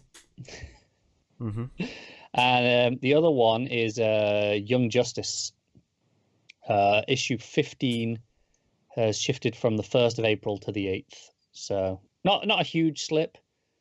Same as this month, actually, because this week's issue was meant to be last week. I just got pushed a week. Yep. And then Metal Men slipped again. 6 has slipped from the 18th of March to the 1st of April, and then 7th from the 15th of April to the 29th. So it's kind of just had a knock-on. Right. But sure, yeah, I mean, I guess it'll catch up eventually. The things that I noticed that were really missing from the Solicits that I wanted to mention is there's no anniversary issues, no big 80-page, 100-page, 80th anniversary. Don't give them ideas. No, it's too late now. They're not going to retroactive solicit. They might be like, oh, hey, they want more. He's asking. Oh no, I'm glad. I suspect there'll be a couple more this year at least, but yeah, if we get a month off at least, that's nice. Yeah, unless they just know one's getting delayed and haven't told us yet. Yeah, kind of after Flash, I feel like now they're just superfluous. You know, like. Then again, I'm very excited for the Green Lantern one too. So I guess it just comes out to personal taste. Yeah, I'm excited for the Green Lantern one most, and then I forgot there was a Green Lantern one coming. To be honest with you, that's how many there are. I just kind of forget. Yeah, but how do you forget the fantastic Liam Sharp cover that we didn't realize was Liam Sharp until you tweeted it, Connor? No, you're right. As soon as you said it, I'm like, oh yeah, that was a thing. Because I'm remembering obviously Robin, because that's probably next week. I think Robin's next year. Robin's probably the one I'm looking forward to after Green Lantern the most, just because I need my dose of dick, and that's where I'm going to get it. So I would say I'm looking forward more to the Catwoman one than the Robin one. Now I've seen the creative teams and the stories that are in it. I know that was going around on Twitter earlier today. I saw Liam Sharp. He's got like a 3-page story in there. Because we got the teams here. There's a Paul Dini with Lupacino story, and the Senti with Robson Roca. I mean, yeah, but the Tom King and Janin that we know they've been teasing this past week, right? There's a few others. There's a Brubaker and Stewart one, which is probably something to, tying off from their run that they did before. So there's a few there that I'm like, okay, I'm probably looking forward to that more than I am the Robin one now, just based off of the teams involved. Both of those just feel superfluous. Like, I get it, it's 80 years. Like, that is a milestone, and they should do something. But I don't know if these big oversized books are it. Like, I'm stupidly going to read them because I have no self-control, but it doesn't mean I'm excited for it. Yeah. There's a Jeff Parker story in there, which that'll be fun. Oh, it's been a while since I've read a Jeff Parker story. Yeah, exactly. But like Superman, Batman, those are two big ones, and then Wonder Woman, and then Flash. Flash is like my next tier of favorites, and then Green Lantern. So after that, I mean, Robin, great. Catwoman. So what you're saying is the Justice League comes first. Kind of, but then again, I don't want to feel like I'm shitting on Robin and Catwoman because they both are very important characters to comic history. I just don't know if an oversized, like an annual, like 80th anniversary, you know what I mean? Is making any sense? On the upside, though, it's giving these characters a chance to actually be number one in comic sales for the first time in their history, as we saw with Wonder Woman. So, It's not. I mean, that's not true for Green Lantern, because Green Lantern did actually, I think, hit number one when Jeff Johns was writing them a few times. Yeah, during the Blackest Night. Yeah, I think Green Lantern's already had some number ones. I don't know about Flash though. Has Flash ever been number one in Diamond's charts? I don't know. Not that I'm aware of, but that doesn't mean no. Doesn't mean no. So we'll see. But there you go. That's comic book news and solicits for the week. And don't worry, guys, because next week it's everyone's favorite segment. Next week we have sales figure. I don't know about you, but I'm ill next week. Sales figure. I'm catching a certain something. Yeah, as I say, I almost said the forbidden word. Yeah, this is what it must feel like to be Billy Batson, and you can't say the magic word in school, right? And you're just like, oh no. Mm-hmm. They should really do a thing with him where he has to say it with intention, because that would stop him being just tricked into saying it a lot. Right. All right, so we'll start off this week with Superman 21. Which is funny because Connor just waited for us to finish our wrestling talk, and we're starting with a book that he didn't read. So, That's good stuff. So Superman 21, Bryan Michael Bendis writing, Ivan Reis on the art. The fight with Mongol, although now we know from the other book that it's actually younger. Son of Mongol, which is what I'm calling him now. Yes. But then again, how many Mongols ago was the Mongol we knew from previous events? Yeah, versus... I mean, we don't know. However, I'll take this. Sure. Yeah, the fight scenes in this were very, I don't say weirdly, because it wasn't, that there's negative connotations. It was something I haven't seen before. And it ramped up things like I'm not used to in comics. All basically dialogueless, and it's all action. But the way that Reis divvied up the page and the layouts, it's real cool. Yeah, there's a lot of action at the start. Superman's basically got Mongol beat, but ultimately realizes that in them fighting away from all the armies of all the the United Planets, the United Planets are all starting to fight each other, and Mongols kind of won. So Superman has to kind of go in and break that up. Yep. And ultimately needs the Justice League's help to do it. The Justice League show up, and because of what's going on Earth, which we also see a little bit of as well, sort of sprinkled throughout, Wonder Woman says to us, like, hey, you should probably go back to Earth and help your wife, because you kind of created a hurricane that she's dealing with back there. So Superman's hopeful that he's going to be able to try and salvage this United Planets, but we'll see. If you remember last issue, Lois was ambushed by the reporter asking about Superman, basically declared himself the king of Earth. That was not his words, of course, but that's how people are taking it. That's how they're repeating it. Yeah. Also, I didn't know Tim Drake owned a hotel in Chicago. Yeah, well, it's been the Drake since he's been writing, so... I know, but I'm reading the line here, I'm like, yeah, but he's just Drake now. Yeah, so it just made me funny. The stuff with United Planets I thought was really what pushed this book over the top for me. Mm-hmm. Just with Superman going like, this is why we need it. We need it because, the Khans and the Dominion have been at war with each other for decades now, and now they finally put it aside to try this out, and it's needed. Unity's needed now more than ever, and I don't know if it's just the current events in the world right now, but that line really resonated this week. So yeah, I get it. And let's just get Superman. So yeah, I like how Lois knows the cameraman that this reporter's showing up with, and she's like, Andy, what the hell are you doing with these people? Like, it's like, hey, I need to pay money's rent. Money. Yeah, money's money, and I also love how she gives the ambush reporter basically a lesson on reporting etiquette, and that's why I love Lois Lane. Yeah, because she's like, she seemed panicked at first, but she's like, wait a minute. You really thought an ambush was going to be the best way to get this out of me? And yeah, she was basically, I don't say shames her, but that's what she does. Like, you could do so much better. Well, one of the things she does as well is she sort of asks the source, but she points out that I can tell from the way you're asking that you don't know what the source is either. You have no idea where this footage came from. And afterwards, she tries to get it from Andy, and she's like, nah, I can't give it to you. And she's like, yeah, I know. Worth a try. But she kind of says to herself, once she shuts the door, she says to herself, wait, Clark, you're supposed to tell me things like this. And if you declared yourself the king of Earth, that basically makes me the queen. I need lawyers. I need all the lawyers right now. But when Clark's on his way back, towards the end of the issue, of course, to help with this Lois situation, he actually notices that Mongol, thinking, because Mongol fled the fight before, Mongol's bringing Warworld to Earth. We're wrapping up the issue here. We got one more page of Lois stuff, but that's kind of the big cliffhanger from Superman's side of things. And then Lois's side of things, Cameron Chase shows up and wants to question about her. Wants to question Superman as well. Yeah. So there's a little joke from her about how that's the second time she's opened the door this issue. She's like, okay, no more doors for me. I'm done with doors. So pretty fun stuff. Yeah, no, it's a solid issue. I mean, I loved the last issue of Superman. And this issue is really good. And there's nothing wrong with this issue, but the last issue it sparks so many like creative ideas for me. And this issue is just nicely bringing them all forward and doing more stuff with them. Superman feels like Superman, him standing up for the United Planets, all that stuff's really good. Ivan Reis's art, obviously, really solid.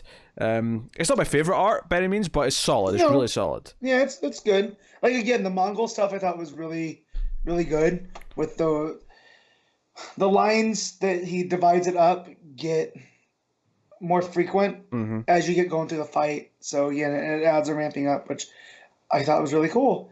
But the character that shows up at the end, Cameron Chase, didn't we get her in Supergirl working for the DEO at one point? That sounds right.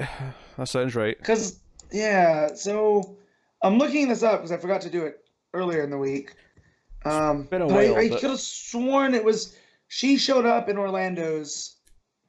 Like she was kicked out by Bones right before because Bones replaced her, if I remember right. Right before Leviathan kicked off. Well, it was a bit earlier than that because Bones was in Supergirl for a while. Right. But yeah.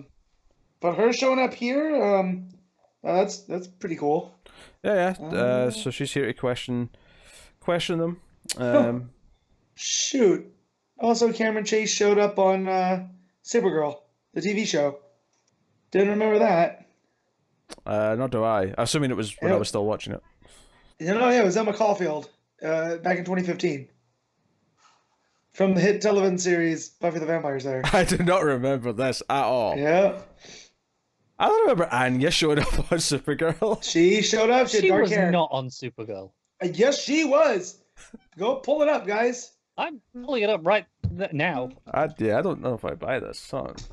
Yep, Chase was there in. I would never have heard the the goddamn end of it.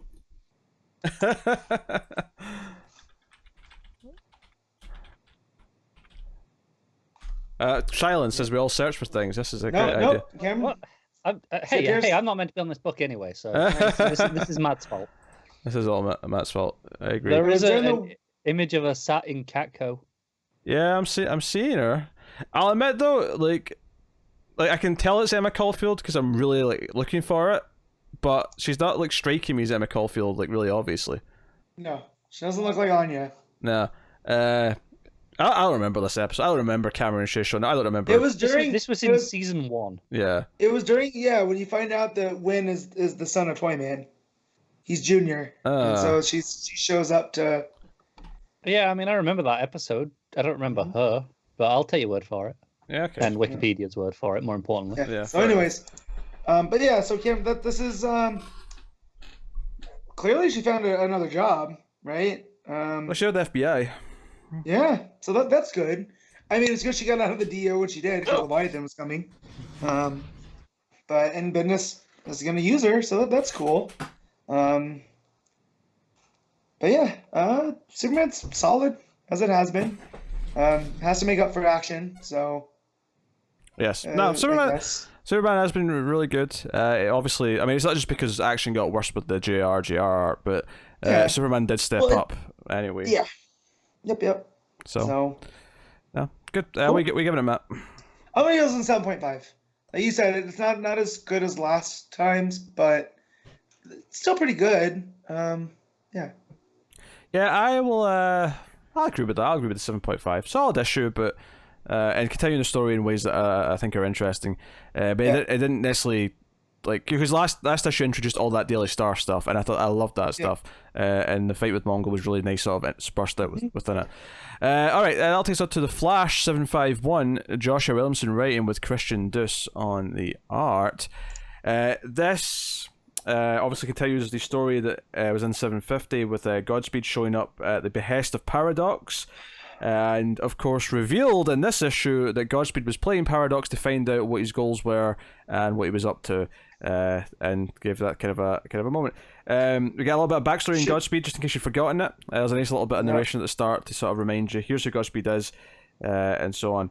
Given that Godspeed was the very first arc, I think that's pretty acceptable. Right, I think that's fair, yeah. I forgot he was an undercover detective at one point.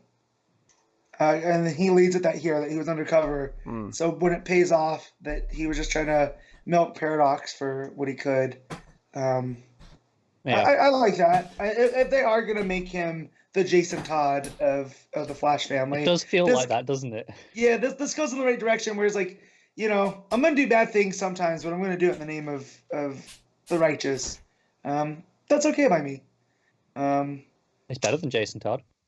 Yeah, well, I don't know a lot to say. Also, he has a great name, August Hart. That's just. I thought you were talking about Godspeed, which is also a great name. That's also a good name too, because that's always like a farewell, right? You're like, Godspeed, young man. Yeah. Yeah. So, yeah, I still hate Paradox. I don't like it. Why did you even read this, Matt? No, it's not bad. Like, so what do people have told me? Because I put up a poll on, I think it was yesterday. Because I got all my comics read early. Like, should I read Flash 751? And it was overwhelmingly yes. So I gave it a shot, and a lot of people have said, since I stopped reading it, however many issues ago before 750, I think it was 1 or 2. It has gotten better. That's how long he was off the book. It was like 2 or 3 issues. We said he'd be back. Yeah. So, that said, I don't like how everything ties back to the fight with Turtle. I really don't like that.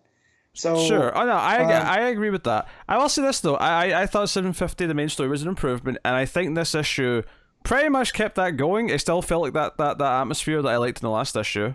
I think the fight looked good, the racing around looked good. I think Paradox does look like shit, but I do love the concept of a Flash villain who's after him because every time he's messed with the time stream that things have changed and whatnot. And also he goes here about the crisis energy. So this might have been something I missed. But he's trying to mine all the crisis energy, right? Because that's what he needs to reshape to basically get his family back. Which I think that's a real smart touch. That was in his origin issue. Yeah, so I must have been spaced out when you guys were talking about that. I wasn't paying attention. Oh, so I never listened. So when that came up here, I was like, all right, Williamson, that's a fun touch for a villain here. But yeah, his design sucks. Yeah, his visual appearance is crappy, but the actual motivations I think are pretty interesting. And I liked Iris kind of looking into things and finding that Commander Cold I like tape. That in concept. I really don't like a lot of her dialogue and her narration boxes. Feels kind of off to me. A little bit off. That said, Commander Cold's coming back after this with Paradox and his crisis energies. I'm gonna call the shot now. Yeah, I get that. That makes sense. Who's the big twist here? Because is it more than just Reverse Flash is involved, or is it? Well, I just think it's Reverse Flash is involved in that. Reverse Flash. You say that dismissively, but I do actually kind of like the idea that there's the one person who could beat Paradox in the future was Reverse Flash. I actually kind of like that. Right, and I like that. And was it because Reverse Flash was still just trying to be Flash? What part of this? Because if we're using the classic origin, is at first Thawne tried to be Flash. He tried to be heroic before realizing. Yeah, I think that's still the current origin. I recall that being earlier in this run. And I find Duce hit and miss, but I actually thought he did a quite good job in this issue. I was liking the art for the most part. I tried to hit and miss even within this issue personally. Like there were some bits where it was really clean and nice, and other parts where it felt like there was a lot of extra lines and shadows that didn't really need to be there, and it was just a bit inconsistent. The first splash page I think is really good with Wally. Man, that makes me sad. With Barry and Godspeed. Honestly, I think most of the fighting, most of the running around looks pretty good. Duce's Flash, the ears still look too wide. They're not sleek. I think it just because a lot of the time it's so clean, and then there's a panel here. It's just before Paradox smashes through Godspeed, and he said your resolve filled the people of Central City with, and it's looking at Barry. It's kind of in the middle of the issue, and it's just so overshadowed and all these extra lines and crosshatching on there, and it's panels like that where it really takes me out of it. And then I think the next page, which is a mostly splash, isn't that great. But then there are other bits where it's so clean and looks great. It's really inconsistent for me. Yeah, I really like the 2-page spread that comes later where Paradox blasts him with crisis energy or whatever he's blasting him with. I think that looks really good. The colours are really nice and vivid. Even the page after that, Iris's reaction, yelling Barry because she's talking to him. Really good. So Paradox drags off Godspeed with them, and the big finale is that wherever Barry's been blasted to, he's in some sort of field. There's a tree. It's very tranquil, and he turns around, and his mother's there. It's one Speed Force, right? Speed Force. Yeah. One of the things that really makes me laugh though is I think the TV show kind of ruined these kind of moments for me because the TV show overdid this so much. All the Especially time, at least Barry's once a mom. season. Yep. Yeah. Yeah. Like, The first time I they got did this it, and groaned. Yeah, the first time they did it on the show, I think was the Kevin Smith episode. Towards the end of, I want to say it's season 2, and it was really well handled. Then Because they it was Barry kept doing it. Yeah, and now here it has no meaning, and that's not Williamson's fault. Like, yeah, it's unfair because I got to this and went, oh, great, this, and it's not fair because Williamson didn't do anything wrong. He didn't deserve as much as I've had problems. There's nothing wrong with this beat, but I'm just sick of seeing it because of the TV show. Well, and I also feel like it's one of those false cliffhangers that Williamson's known to do, where she's gonna be like, Barry, you got to get back up, you got to run. And I know she's gonna tell Barry you got to run because that's probably what's going to happen. Like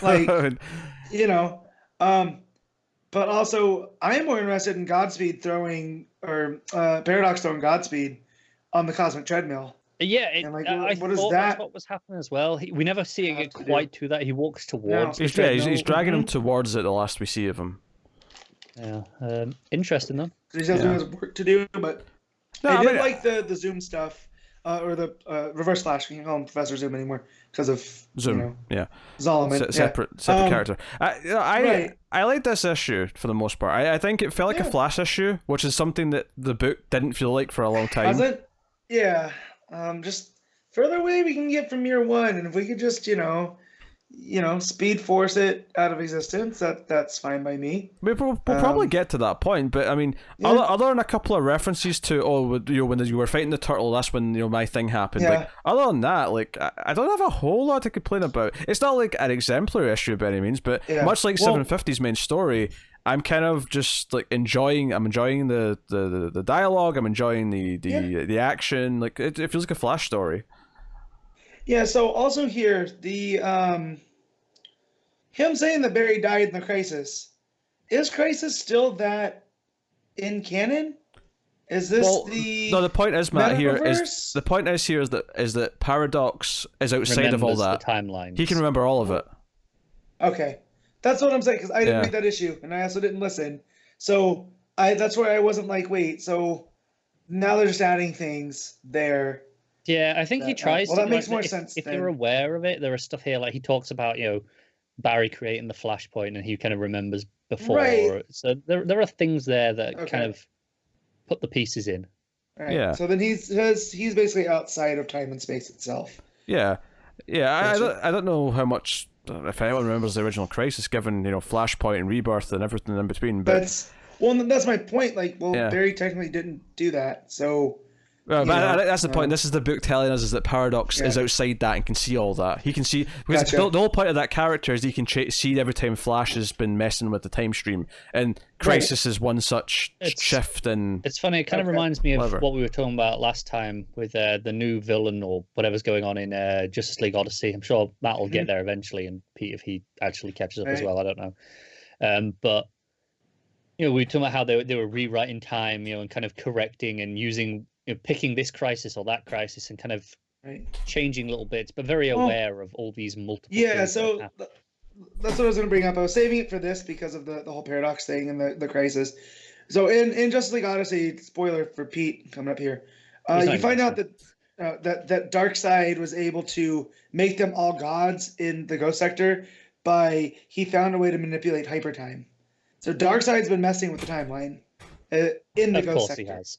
Right?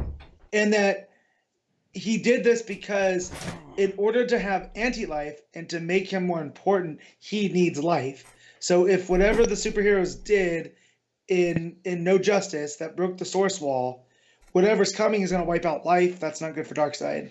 Because it's along those, if there's no one left to rule, what's the point? I have no power.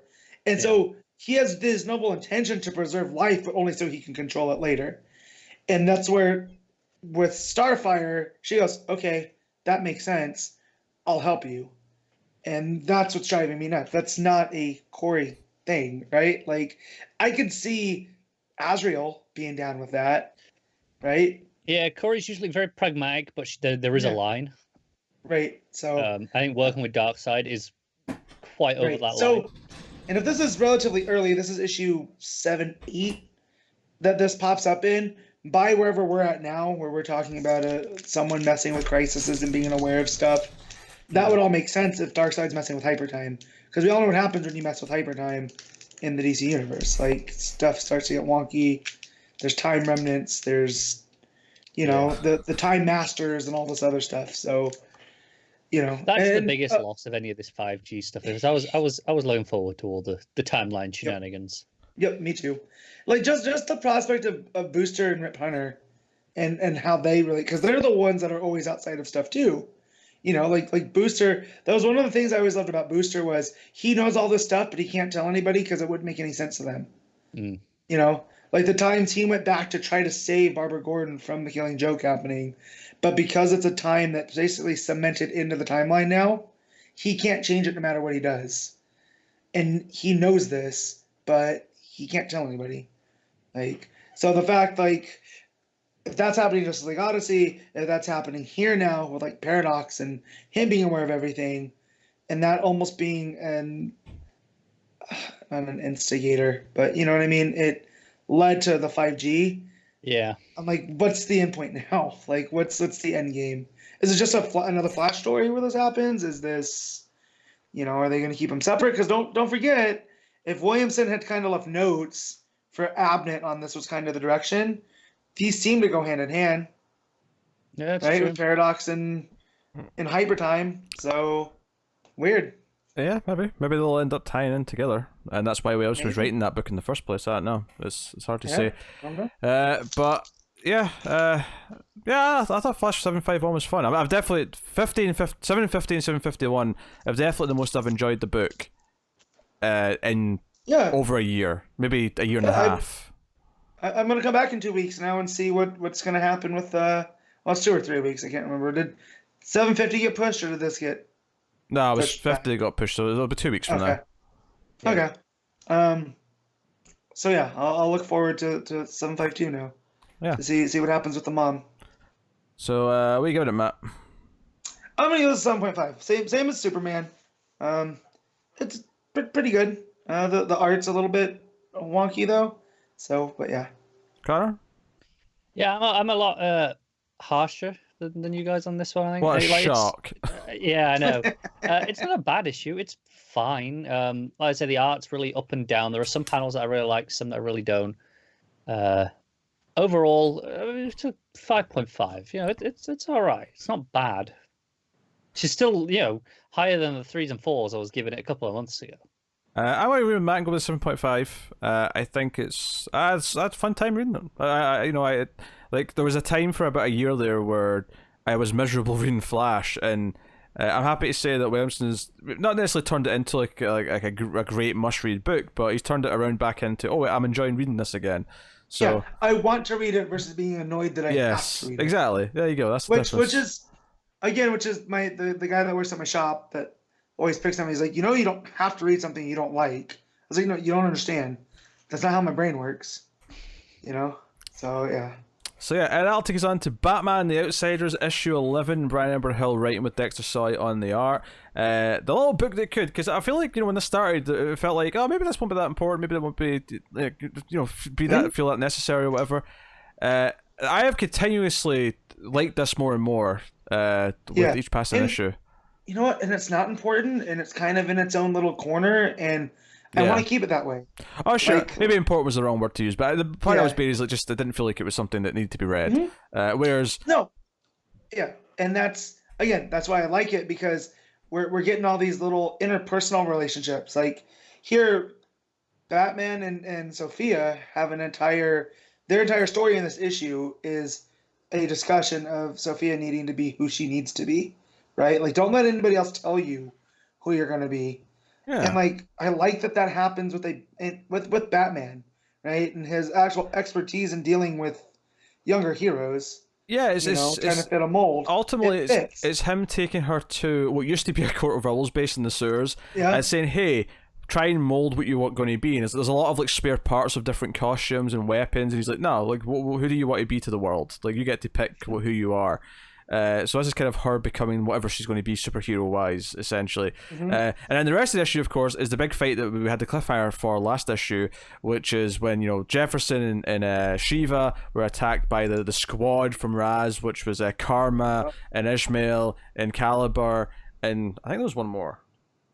I want to say there was one more. No, maybe not. Maybe it was just 3 of them. But, and we have, like, the cavalry shop with Cass and Duke and Katana.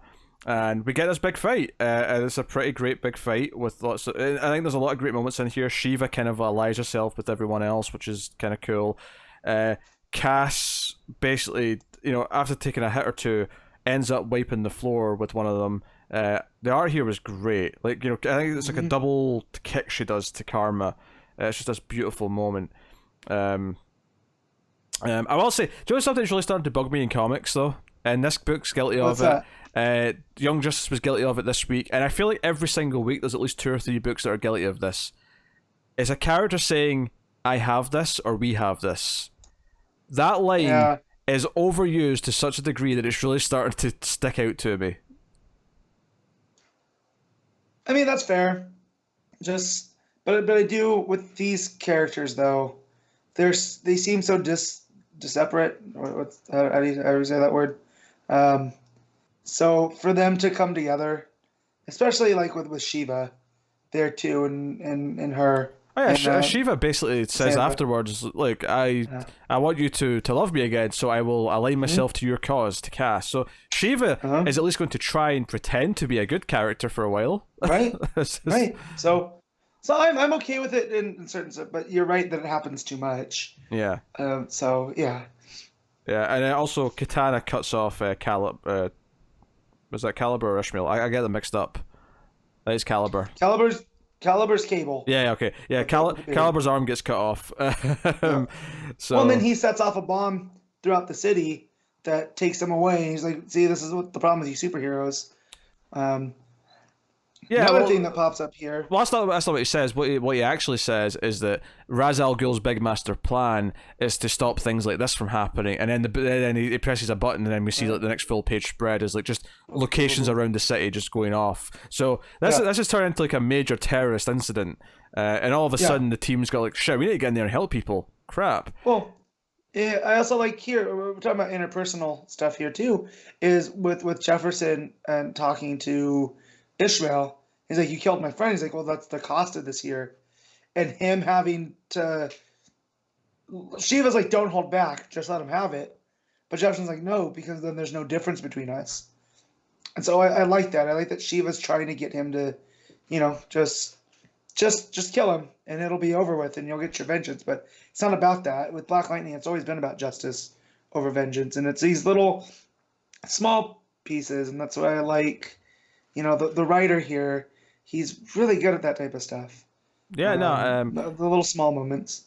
Yeah, Hell's been really solid, and I think he's been getting stronger throughout this book. And then from reading his stuff in Angel, it feels like he's gotten more confident and more refined in how much like text he needs. Because I feel like if you go back to his detective run, I felt like that was maybe a bit wordier than this stuff. And then you read this, and it flows so well.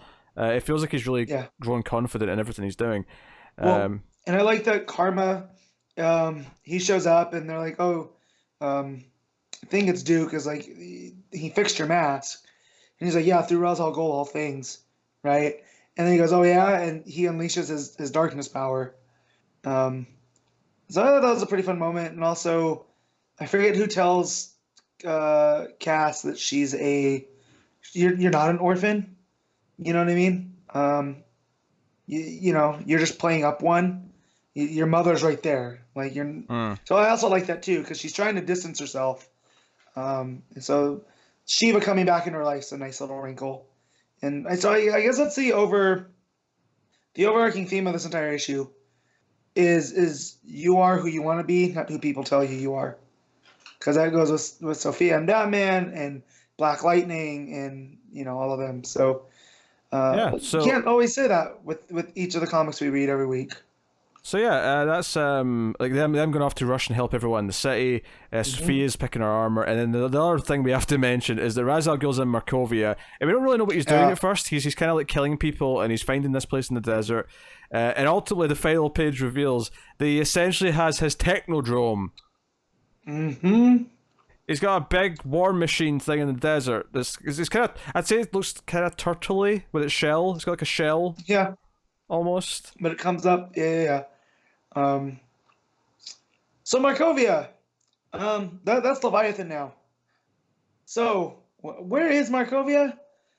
I always thought it's in Eastern Europe, but when you start putting it in this desert-like place where Roz is... I was 100% certain Markovia was Eastern Europe until you've just said that. But yeah, if you go back and look at this, Roz is going through, it's like not a desert, but more like the steppes, right? Like if you know that geographical feature, like these big, wide open, deserted plains that aren't quite grass. Like it's... So yeah. Googling it seems to, the consensus apparently is Western Europe. It's located between France, Belgium, and Luxembourg. So I would still not say desert by any means. No. So that was the one thing too. And in Leviathan Rising, it becomes Leviathan because they sell out. Yeah, they buy the country, basically. Right. However, knowing my outsider's history, the fact that he goes to Markovia, and that's where Geoforce is from, that's a nice little nod there. But yeah, it's just wondering where Markovia is meant to be. But that's not bury the lead here. Ra's al Ghul has a technodrome. Yeah, but in the deserts of Markovia. So again, let's figure this out. How does a technodrome get there? And where is there exactly? It can move. Matt wants logic with his comics, Dan. It can move. Well, DC is really good at that, though. Like when it comes to where places are, right? Yeah, usually it's really consistent and it makes sense. And I don't know if it's just the name Markovia that sounds Eastern European, but I always got that impression. But if you tell me, it's France, Luxembourg, Belgium, I go, okay, sure, it's not that far off. To me, it was a place that had fallen to the Soviet Union, and then afterwards reclaimed their identity. It always felt to me like a place they used instead of Ukraine. Right. So, I mean, but it's not that far off. It's got some deserts. No. I mean, it's a fictional country. It's got some deserts. It's fine. Yeah, but it's like when you have Polynesia, and we see that in Flash, and it's this little island in I think the Indian Ocean or the somewhere around there, right? And then it pops up in Tom Taylor's Suicide Squad, and it was roughly the same. Like, that feels great as a comic fan. So here, I don't know. It's nothing small, but these little things that I fall on. Yeah. So yeah. Okay. Yes, but Raz has got some big master plan to take over the world or whatever with his technodrome. So no, it was like 3 distinct plots. All of them were great. It all looked fantastic. The exercise art is just a joy to look at and read through. So I have very very little complaints about this issue. Honestly, what are you giving it, Matt? Yeah, I'm gonna give this a solid 8. A lot of good stuff in this one. I'll go a smidge higher and say 8.5. I'm really digging Batman the Outsiders. It's become one of my sort of low-key, like, most anticipated books every month. So, no, Batman the Outsiders, really, really good stuff. So that'll take us on to Young Justice, issue 14. Brian Michael Bendis and David F. Walker writing, with art by Michael Avon Oeming and John Timms, which is mostly split up in a way that makes sense, with the stuff in Scataris having the Oeming art, with the exception of 2 pages towards the start that are randomly also him, even though it's not the Scataris stuff. No, but I do like that when the regular Earth pokes through to Scataris, it's the Tim's art on the combined with the Oeming art. Yeah, right? But there's a couple of pages at the start though. There's none of that. It's just randomly him instead of Tim's for no reason. Right.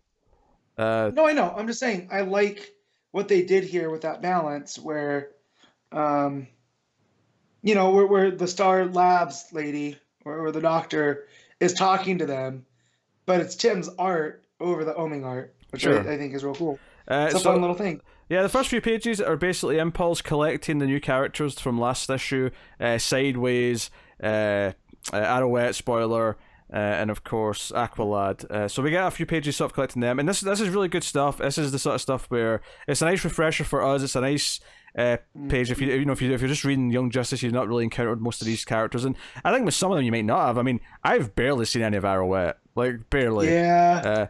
Sideways has obviously only had the one series, so I mean we know who he is because we've been reading stuff consistently for a few years, but that's another one that could use the and even Aqualad's kind of a newer invention. This version of Aqualad. We got a lot of him in Teen Titans when we were reading that, like him and Damien's relationship. So it was fun to see. Good job of introducing them here for people. I think so. Yeah. My favorite one though is when Impulse shows up to Arrowette and she's like, I'm retired, because it says Suzanne Sissy King Jones, one of the greatest archers alive. She's Arrowette. She goes, what the what? And then the blurb goes, retired. And she's like serving at like a restaurant. So I thought that was just a fun little thing. Who, again, I don't think I made it in Young Justice up to where she shows up. Mm-hmm. So I'm not that familiar with her. Yeah, she came. Well, no, she debuted in Impulse 28. So that's a fun piece. There you go. Which is nice. Like, it's one of those things where she might be technically older than Stephanie Brown, but I feel like Stephanie Brown's actually the most prolific out of the four, just because she's had a bit more sort of higher caliber, like page appearances, I guess, in the last decade or so. Anyway, so collects these four characters. We have the rest of the Young Justice sort of showing up at the place in New Mexico where they think the secret lab is, and there's a lot of logos underneath their faces to explain, to sort of give them all names, which was a nice touch. And then Bart shows up with the newbies, and it's like, hey, it's time to go. And then this is when the Evil Star Labs doctor has a bunch of monsters shot at portals. So basically, the plan is they've got Sideways because they want Sideways to take them to this other, this other dimension. Kataris. To Kataris, yeah. And they need him for that. Bart goes in, does some super speed stuff to find out where they need to go. They all go off and get Connor. They get Connor, who's in a pretty bad place because the bad guy who's there in Kataris has got a kryptonite sword, and that's what we see during those pages. Yeah, because he was given kryptonite from the doctor at Star Labs. Yeah. And so he's not doing so well. Do you know, it's funny that saying all this stuff out loud like this sounds quite messy, but I actually want to make it very clear here that the issue actually does a great job of juggling all 55 characters that it's dealing with. It flows really well. And also, I gotta say, my favorite part is where Zan and Jada jump in. Jada turns into, they do the Wonder Twins, form of whatever we're fighting, so she turns into one of the monsters. And Zan turns into form of a hurricane of hard water to power up my new friend, who then Aqualad uses Zan as a weapon to fight them. And I'm like, all right, Bendis, you guys are doing great. Like, whosever idea that was, Bendis gets too busy and hands it off to David Walker. I'm fine with that. I mean, the book ends with Dr. Glory tries to skedaddle because she's in the control room, kind of like watching all this and trying to like hope that they get beat. And she tries to skedaddle and does that thing where like half the team are like standing behind her, and it's like, oh shit. But she offers them something so they won't like just lock her up. She says, hey, I can tell you what really happened to Young Justice and why none of you remember it. So presumably we're going to get some Bendis kind of like sort of explaining the continuity a little bit next issue, which should be fun. You know what I realized just now too is that this is what we wanted for Wally, right? When Wally showed up, how come nobody remembers him? How is it different? And they always just skip past it. But here, Bendis is like, no, first I'm going to tell the multiverse story, and then I'll get to why nobody remembers Young Justice. And I've been happy with this entire ride. Another piece I wanted to bring up is when they get into the Star Labs, Impulse goes forward, and you see him. It's a really fun layout of and it makes a spiral of him going through Star Labs to find out where exactly Connor is, so then he could go sideways in Wonder Girl. And to be specific, what he actually does when he finds Dr. Glory is he speeds in and uses her laptop in super speed when she's like just turned away for a second and then speeds back out. It's good stuff. A lot of fun that layout was. And then you get Cassie attacking Warlord, thinking that he has something to do with hurting Connor, which I like that thing. And then Warlord, after they leave, him wondering if he hoped he helped that kid. Yeah, and then he has a little joke line here where he says, I forgot to ask him how the Shield ended, which was a nice little thing, because I love that show, and it maybe gives you an idea as well as how long he's been in here, because that show ended, I want to say, about 2010, maybe even a little bit before that, something like that. So that's pretty nifty. Well, that was good, but so a lot of fun Young Justice stuff. I'm surprised it's taking you this long for Steph camping on Drake's outfit. Oh yes, she says. Well, I think it was kind of nullified a little bit for me because it was a previous page where Steph says this plan's dumb, and then she says unless it was Robin's, and I'm like, no, don't have her grovel to Robin. How dare you? Stephanie Brown is more important than Tim Drake, and I will stand by this repeatedly. I won't go that far. I will give them equal importance because I love them both.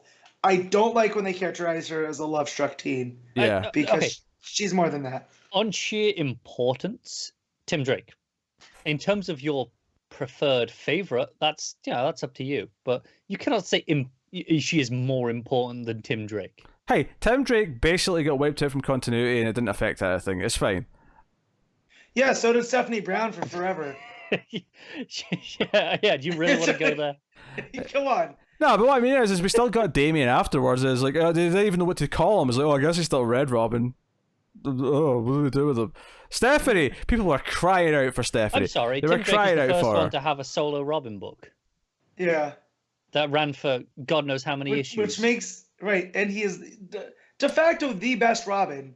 Because he was defined, I don't ever say that Dick or Jason, I mean Jason a little bit because he died as Robin, but when I think of Dick Grayson, I think Nightwing. I don't think Robin, so yeah, come on, Pete, we get it, but still. Well, you can prefer Stephanie Brown. I'm not telling you not to do that, but to say she's more important than Tim Drake is just a lie. More important than Tim Drake. She's more important. Also, that said, I've always hated her spoiler costume. I don't like the hood mask thing where you see her eyes that are also very expressive. Is it just super dark under there? Is it a mask? I mean, what's going on? I did like the rest of her dialogue, though. As much as I'm groaning that she was like, oh, this is Robin's idea, in which case I support it.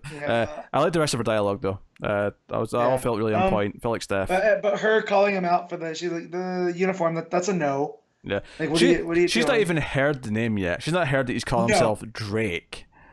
Right. Oh, I'd forgotten about that. Yeah.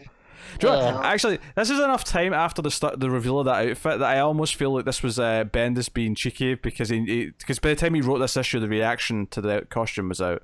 Oh, I'm almost certain this is only because of that reaction. Yeah. So maybe it'll change. Maybe that'll change now because Steph doesn't like it, and that'll convince Tim to come up with something better. And kayfabe, as it were.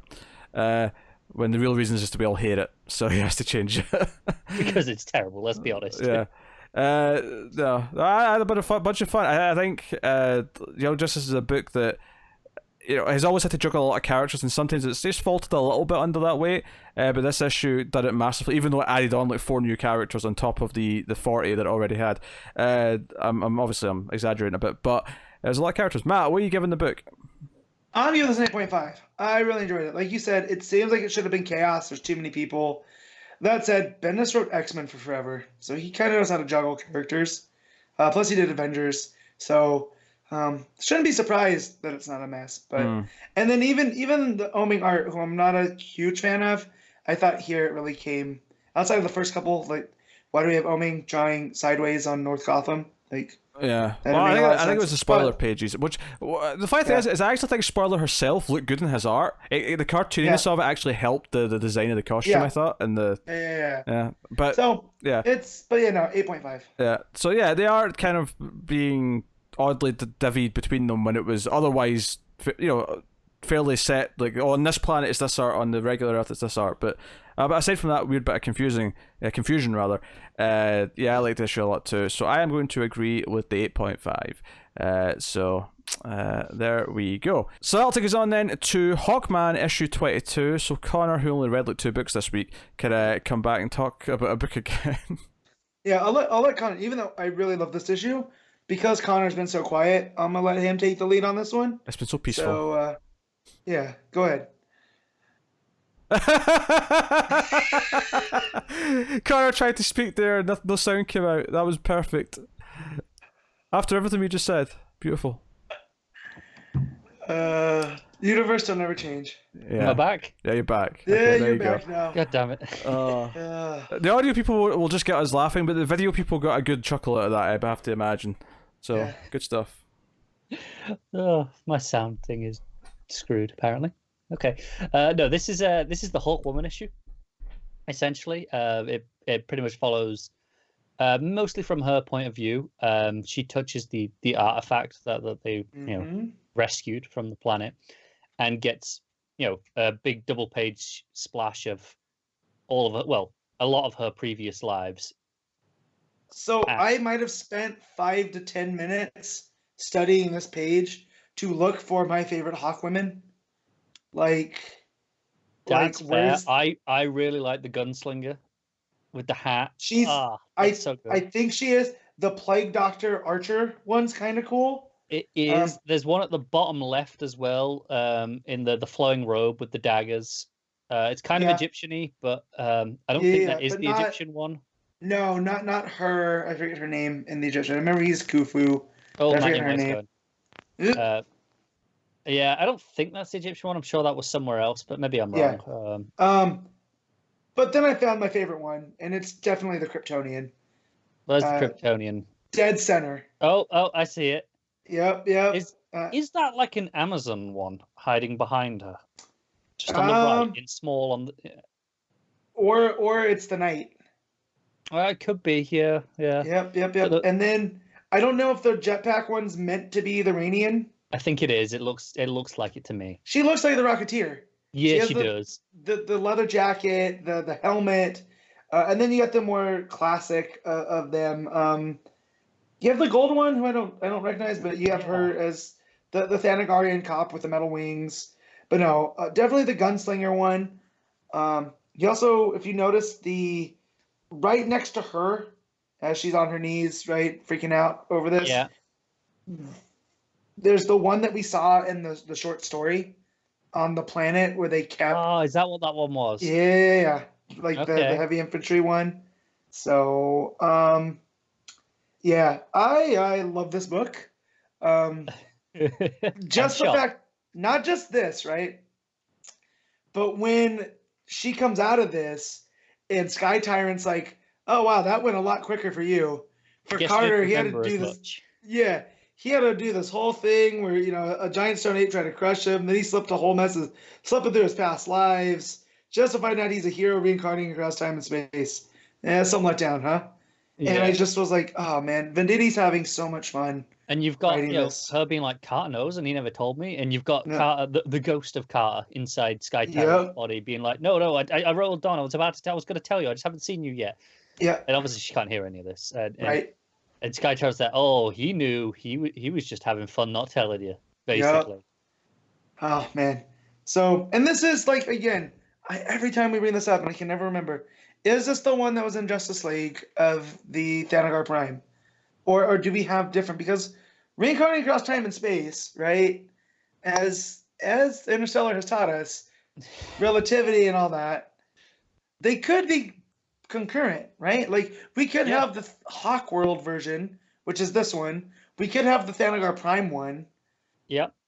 And we have Hawk Girl running around, that was always my one hang up, though, is her being reincarnated into Hawk Girl, yet still being around. I like that they're distancing Hawk Girl from the Hawkman, Hawkwoman combo. It reminds me of going back to, like, the early stuff in John's GSA when she was just, like, related. Yeah. Obviously later it was like, oh, she's a reincarnation. But right. the idea of her being a relation but not an incarnation kind of worked for me. So just the whole time in space stuff, and then her being like, well, this is, so if there was one of you, there must have been one of me. Yeah, in the Earth 3, and he's like, oh yeah, you were sick and depraved. It was great. He goes, God, I loved you. Like I was getting. Have you seen Natural Born Killers? 'Cause I know you're not a Tarantino guy. No. Okay, but he wrote that. That's why I say that. Like I know that's an Oliver Stone movie, but I got Natural Born Killer vibes when he says that. Like I read it in the Woody Harrelson character. Oh yeah, sure. Yeah, okay, I can hear it. You know what I mean? Yeah. And he's like, sinking cruise ships was your favorite. Yeah. I'm like, it's so good. Shoot. But yeah, so and then you got Carter sticking at like basically fighting so hard that it ends up making a difference. Like he throws Sky Tyrant into the wall. Yeah, and the way he lands on his face, smashing through the floor a little bit, and then like his neck bending looks so uncomfortable. Yep. And so she goes in to let him out. And I thought she's done for because she has her mace trying to get to Carter, and then his barbarian mace comes and floats straight at her. Oh man. But it's Hawkwoman. She's good. She's got this. She's like, wait, come on, 1,000 lives, and that's the best ambush you can do. Yeah, Venditti's doing a good job of making me like Shayra. Like, it's not that hard. She's already redheaded. Like, come on. But it's true. This version of her, that's like the sassy, sticks up for herself, like, leader of Thanagar, if you will. Like, it's real good. And yeah, so what are you gonna do? Shoot me? And then the metals hit, and it causes an explosion that affects the ship. Yeah, it blows out Breach, and she's trying to grab on, and he gets sucked out, I think, and then comes back in. Yeah, because Strange so the Atoms run in, and yeah, he gets pulled out. So no, he doesn't get pulled out. No, we think he does. Right. And then he shows up and attacks Atom, the Atom, before Strange fires at him, hits him with the thing, and then he attacks Adam Strange. And kind of leaves them all on the floor, not looking so hot. Right. And he's in full mode, and then as he's preoccupied with them, she grabs the artifact and says, "You'll have this over my dead body." Yeah. I missed you. Do you want to know what happened? Yeah. I killed you in your sleep because you were the only person I ever feared. It's so good. And Carter fights back and grabs the mace as the ghost. Yep. We've got this tussle that, from her point of view, just must look like him swinging wildly and not knowing quite what's going on. It's Jim Carrey in Liar Liar or Ed Norton in Fight Club. That's how I'm picturing this. Yeah. But then they both reach, so Carter, of course, is preventing him from attacking Shayra, and they both reach out. It's all three of them. Well, all three of them, yeah. But they touch the artifact at the same time, and they disappear. And that leaves Adam Strange and the Atom to wonder where they went. And next one's called Beyond the Void. And I know from reading the Solicits, a new villain enters. Okay. Into this whole void thing that goes back to the first arc. So. Oh, all right. Oh man, this book is so good. Like this has become low key like one of my favorite books. It might be my favorite book DC puts out. It might be my favorite ongoing. I'm not willing to put it necessarily above some of the minis and limited things that go on. But in terms of the ongoing things, the mainstream superhero stuff, like I look forward to it every month. It's a book that I always kind of forget when I'm thinking about great books that are there right now. When I'm excited to read this, I'm excited to read that. I'm thinking, obviously Strange Adventures and your big things like that. And then every time this comes out and I start it, the first thing I read this week, so I was like, oh, this is here. I need to read this because it's so good. Yeah. And I feel like Hawkman should be in my top 5 heroes. And I think Venditti's pushing him there just because he's an archaeologist that goes on globetrotting adventures, but he also swings a mace like a barbarian. Like, doesn't get more me than that. And literally, the only things we can really complain about are the Hawkwoman, Hawkgirl, because we know this is the Thanagarian one. Right. We know that. It even tells us in the caption boxes when they're introducing the characters. Also, just on that, I appreciate the hell out of them. Even in this issue, we're at literally the last issue of the arc, going the Atom and Adam Strange and Hawkwoman, and just having a little box of who they all are, just in case. Yeah. It's again this and Batman and the Outsiders feel like throwbacks to when I got into comics and I got excited to read them, because it didn't I know this is connected to the Year of the Villain stuff because of Sky Tyrant. However, with the story that Venditti has told, it's made it so it doesn't matter. This will stand the test of time. If you read this in 5 years' time and don't want to read everything that's going on in the DC universe, he got possessed by an evil version of himself that took control. That was lying dormant, right? Yeah. So this is taking place in its own little thing, and it feels like I can just read this and be fine. And I feel the same with Batman and the Outsiders, where, as much as I love interconnectedness, and it feels nice when sometimes it's nice to have a separate book as well. Yeah, and it's just there's a difference as well between having a book that is out of continuity and separate, which has its own appeal, of course. Right. But as opposed to this, where it's a long form, we're 20 odd issues in, it's going for the foreseeable future, and is part of that larger universe. It fits within the larger tapestry, but you don't have to be reading anything else at all. No, and it plays with the not the origin, but the complete Hawkman character. We've had the Shade show up, right? And we've had Adam Strange and the Atom and Hawkgirl or Hawkwoman.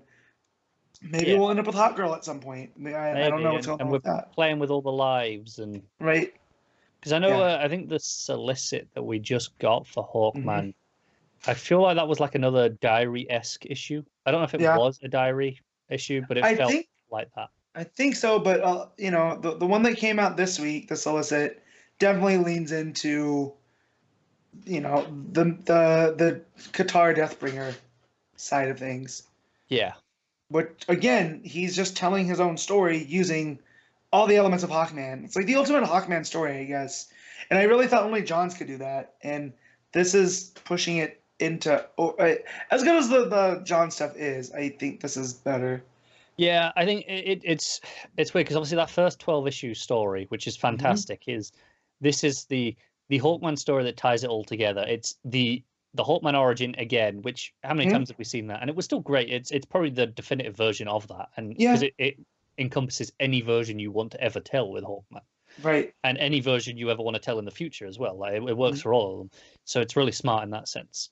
But the fact that it's gone on beyond that and is doing all this extra stuff that's really solid storytelling in its own right is what kind of puts this book into the next tier. Yeah, definitely. So ratings. You want to go first? You want me to go first? I'll go. I'll jump in with a 9. Yeah. Oh, nice. Oh, I was going to say 8.5, but I guess I'll go with a 9 as well to match Connor. You don't have to. You can give it the 8.5. No, I don't want it to sound like you liked it more than me. So, it's really good. I really enjoyed this book. Yeah, I love it. Yeah. All right. Cool. Okay. I'm sorry. I was reading the list of no budget horror movies. We'll move on to the Terrifics issue 26, which for some reason me and Matt are both reading again. Yeah, what the hell happened there?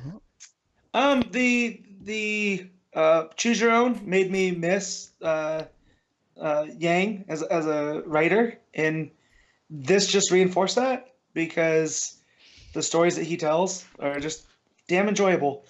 And this edged closer back to Fantastic Four, I think, than the Bizarro stuff, the Choose Your Own Adventure. So go ahead, Pete.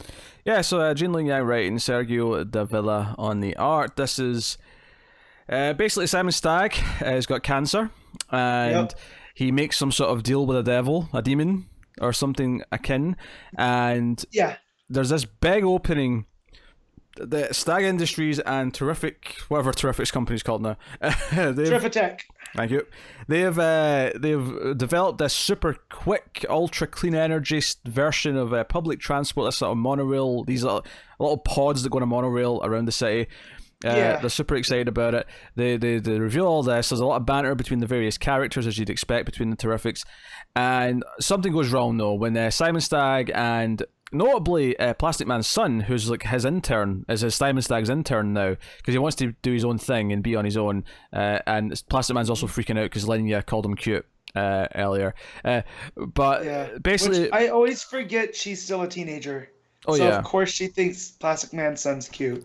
But when the pod comes back in, it kind of crashes, and when they investigate it, thinking, oh no, what's happened? Something's wrong. No one's on board. They've all disappeared. So the issue is them going to investigate what's exactly's happened. They're looking at security footage, or not even security. They go into. They've got like a. They go into like the matrix of like the works of the system, because Terrific's built a thing so they can do that. And Stagg's like android security robot is in there. He's been messing with things. So Stagg is behind this, but the reason why he's behind it is because he's made this deal with this devil, and there wasn't really supposed to be anyone else there. They're just kind of collateral. So we'll find out what actually happened to them later. It's hinted at that it's not good. Yeah, it doesn't sound good. Yeah, but he's making some deal to be immortal, to be like one of these demons, and that's kind of the gist of the story. So how did you make of this? No, I liked it a lot. It's so the stuff with Stagg and Metamorpho and all that. It's a lot of what this has weirdly been based on from the beginning, right? Because it almost seemed like Metamorpho's job is to spite Simon Stagg, and so the fact like here now. They're like, well, we need to be empathetic to him because they find out that he has cancer and whatnot. But then he just sold out an entire monorail full of people, right? That weren't supposed to be there, but still got affected by this. Yeah, because Sapphire gets pissed at Metamorpho. Metamorpho, yeah. Which I love that Linya calls him Rexamorpho. Yeah, that's such a fun. Yeah, that's a nice touch. Fun little. Nice touch. I love the art in this is pretty good. Actually, I'm not really familiar with Davila. I think it's a very clean style. Yeah. It reminds me of like someone like. It's like a little Ivan Reis, a little bit of Segovia. It's kind of a combination of those styles. It's very comic booky, like superhero-y, and that's what I prefer that. And, there's a big 2-page spread when the pod leaves in the monorail. There's a big 2-page spread of it going and. The Terrifics at the bottom and their own separate little panel, kind of talking about how they built it. But it's just this great big 2-page spread of the train going around, whooshing around, and there's like birds in the air in the city. It's just a really nice panel. Really good stuff. Well, and I love that each one of them helped make this work for Gateway City, and Mr. Terrific designed it, and the hard constructs come from Linya and her Phantom powers, and I forget what Plastic Man did to do it, but Metamorpho helped. In the design as well, based off of him, the energy that he created. He did testing on both of their different types of materials to create whatever this ended up being. I just remember that the clean energy source comes from something that Metamorpho helped design, which I liked. So, so Stagg's up to no good, and everything in this book where if I was kind of on the maybe I don't need to read this, maybe I'll let them build up. All went out when I got to the last page, because throughout we had seen there's this other group that's paying attention to the Terrifics. Yeah, and you could tell that one of them was Tom Strong. You could kind of make him out. Which makes sense, based off of the earlier issues. They fight the android, Plastic Man and Rex are able to sort of destroy it, and they look at security camera footage and how everyone disappears, and they basically go hunting for Stagg. There's basically, much like the city inside the tree last issue, the Plastic Man becomes a big drill. He reminds me of like the drills from Total Recall. So he gives them all a seat and he drills through into this inner cave. They find Stagg. All these monsters attack them that are with the Stagg was aligning with, and the cavalry shows up. The T Council, as we find out they're called, and it's Tom Strong, Blue Beetle, the Atom. Is that Man Bat? It looks like Man Bat wearing a Terrific's belt buckle. Yeah, Man Bat's here. Yeah. And then two other people behind them that I don't recognize. But one of them is Tom Strong's daughter, right? That's the one in the purple top, yeah. In the purple, yeah. Then there's a girl with pink hair and a guy in like a suit behind Man Bat. It looks like they're riding Man Bat. It looks like they're two scientists who are riding down with Man Bat. Yeah. So, the pink hair seems familiar, but I don't know if that's because it's pink, so it's standing out, or if it's because it's actually someone. Is that Dr. Veritas? Does she have pink or red hair? Oh, it could be Veritas. right? It could be. Yeah. She'd fit. So, yeah, I got to that last page and I was like, this is why I like this book.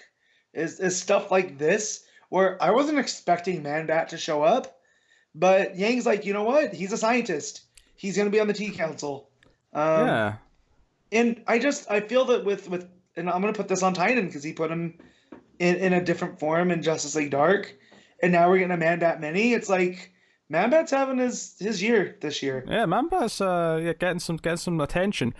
So we have T Council, which is like a subdivision of Terrifics. We have Terrifics, then we have the T Council. This is almost like when the Fantastic Four had the FF, the Foundation. Yep. And that was a Future separate book. Foundation. I mean, I'm not saying we're going to get a T Council book, but you almost could. You almost could do it if you wanted to. I would read it just course based you off would. of this lineup.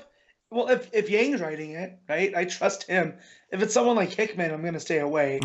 Like as much as I liked Hawks and Pox, Jared's explaining to me what's going on in X-Men right now, and it's just too much. It's very Hickman. Most people don't seem to like it. Even people who like Hawks and Pox don't seem to like what's going on in X-Men right now. Yep. So, but anyway, no, I enjoyed this issue, and I thought, unlike some of the when I tried to catch up a little bit, I ended up skipping it with the Bizarro stuff. You know, like things felt a bit messy. This issue felt super neat to me and confident, and went in really well, flowed smoothly. Just the Stag storyline and Plastic Man turning into the drill and drilling into the middle of the earth. It started to feel like that Silver Agey Fantastic Four again. Mm-hmm. Whereas the Bizarro stuff definitely did not. Like it felt Silver Agey, but in a different way. So yeah, no, this book's a lot of fun. Again, the T Council, Man-Bat, come on. Yeah, it's cool stuff. I mean, Yang's his one failing sometimes is he gets a little bit too wordy, and I didn't feel that in this issue. So that's cool. But yeah, so yeah, there you go. That's Terrifics 26. What are you giving it, Matt? I'm gonna give this an 8. Yeah, I'll go with 7.5. I think it was really solid and good. And I'm kind of like, I was kind of, before I read this one, I was like, oh, am I really reading Terrifics again? Am this going to be a consistent thing? And I squeezed it in because everyone was kind of ready to go and said, let's let me read Terrifics, then we can start. And I'm glad I did, and I actually do want to keep reading it now. So there we go, Terrifics. That's good. Yeah, we're back on the board, baby. All right, so that takes us to the last new book of the week, which is Dollhouse Family, issue 5. Mike Carey writing with Peter Gross on the art. Not a lot of flashbacks in this, actually, outside of one moment where they kind of recap who all the family members are that are in the house. It's all present day stuff with Alice and her piecing together, because obviously her daughter went last issue, that's how she got her leg back, which notably they did bring up again, because freaking out. Remind you, that this is weird as shit. And I love that, her we'll call him his partner, I can't remember the name off the top of my head, but he's like, your leg came back. What is going on? Like, you just can't tell me this is family drama. Like, your leg came back. So, yeah. This is the exposition dump, which I'm not complaining, because we need it before the last. Like, a lot of the stuff happens here. I don't know, unless you expand it to more issues, I don't know where else to put this. Because this is the armoring up before you take on the monster. Yeah. I think it's balanced really nicely, though, with the creepiness of her going through the house and stuff like that and exploring. So I think there's enough to balance it that it doesn't feel like just an exposition dump of an issue. But as I'm reading it, and like Pete said, there's not a lot of the flashbacks. There's not a lot of the whole, I don't want to say mysticism, because that's not what it is. But like it's not furthering the mythology. No, there's not a lot of the mythology stuff outside of her family history and who the people. Well, yeah, I mean that's the one thing we get is we get Cardwell or whatever his name is, like Cordwainer. Cordwainer, there you go. Why are you forgetting that? It's such a unique name. We get him kind of being sort of just by the house, and then we kind of get the 4 other members kind of one by one who are very different. You know, the little girl is actually like an old woman who's on like an oxygen tank by the time she actually goes. Yeah, that's her aunt that left the mom the dollhouse. And I was like, oh man. Didn't see that coming. Yeah, like, it makes that clear in the next page. It actually goes through like photos of each one as well. So it does this thing where you get 4 of them, and then the exact same layout in the next page. You get like the photos of the real people as she's kind of researching this, and they realized, oh, okay, there's this house out here, and she goes out there. She gets arrested, and this is probably my favorite stuff in the issue is her sort of searching through the house in the rain. Yeah, everything's kind of dark and spooky. She gets arrested though, and then like a lawyer shows up and says, "You idiot!" She calls me an idiot. I don't hear that. I don't read that word in the comic a lot. That's a very Irish thing. I feel like it's used in Scotland just as often though. To be fair, I mean, it's probably just comes from Gaelic stuff then. Yeah. Common roots. Idiot's definitely something that's it's one of those words where it's used a lot, but the first time I ever had to write it down, I'm like, wait, how do you spell this? Because that'd be a weird one for sure. Yeah, because is it an I? Is it two E's? Is it just E, J, and a bunch of other E's? Yeah, you know what I mean. I think the way it's spelled here is how I've always written it. Yeah, that's how you've how often do you have to write idiot? I mean, you know what? I will say I have seen Stu. You know, back before I really got to know him, he called me an idiot a lot. So yeah, it comes up, and I think the other word that really stuck out to me is something that is, again, very Irish and probably Scottish as well. I feel like gobshite.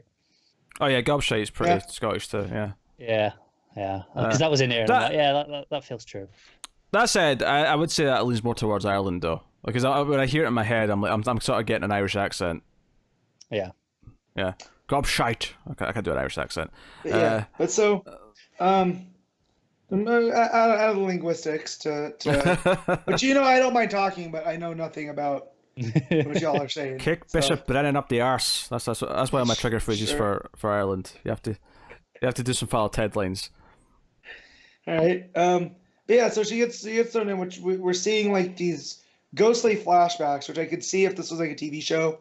I could see exactly how these are playing out, like almost Conjuring style, or Insidious style, throughout the house. And then the cop arrests her, and then she come to find out that that's her house. That was her aunt's house, that's been left through the family. But since there's actually. I'll tell you what one of my worries of this issue was. Is she gets to a lockbox, right? And she goes to this lockbox and in the bank, safety deposit box, and she finds like this old case, and there's like an old timey gun in there. It's been there since the 1800s, and there's a diary, and she starts reading it, and there's a couple of narration boxes in this font, and I went, oh my god, I don't want to read pages of this. And luckily, it was gone immediately. The very next page, it was gone. I also really appreciate that because I was worried because there's a panel at the top that's just says it's his journal. Yeah. Then you've got a big panel with a bunch of text, but you're not intended to read all of that anyway because it's cutting off sentences. I tried. Yeah, I did as well, and then I was like, no, this isn't going to work. It's fine. I'm just getting the impression.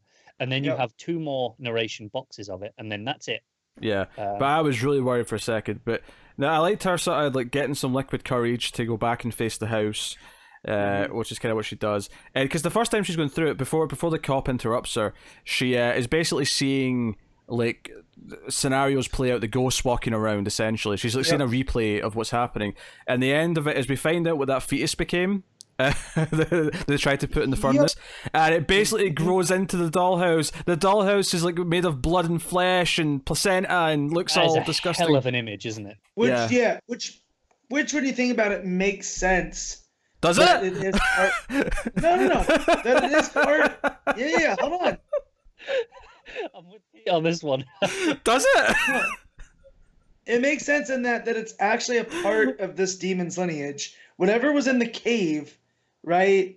That that Joseph Kent came back with, that then he impregnated his wife, right? So this is part of that family curse, and this goes in to the overall theme of the Dollhouse family in the trauma passed down through the family, right? Because ever since Joseph Kent came back from that cave, it's been terrible for this family, right? All the way down to our main character here, and her, the hammer and the mom and all of that stuff.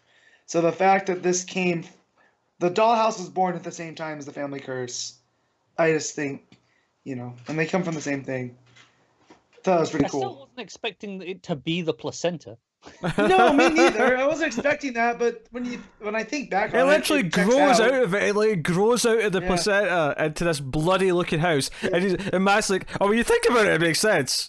It does. I'm gonna stand by my sentence. Makes more sense than the talking cat. Oh yeah, that's the final moment. Is the cat starts talking and says, "What does the cat say?" She says, why would anyone make a dollhouse out of messing placenta? And it says, "You might do it if you were trying to be born." Right. Yeah. So yeah. So I mean, yeah, obviously the next issue's the last one. We'll see what the answers are and like how she gets her daughter back. Which, yeah. Hopefully, it is a horror It's story. a And horror daughter stories back. Yeah. usually don't have, but she. Here's the thing: if it's all about the family bloodline, and the dollhouse needs that family to exist inside of it, right?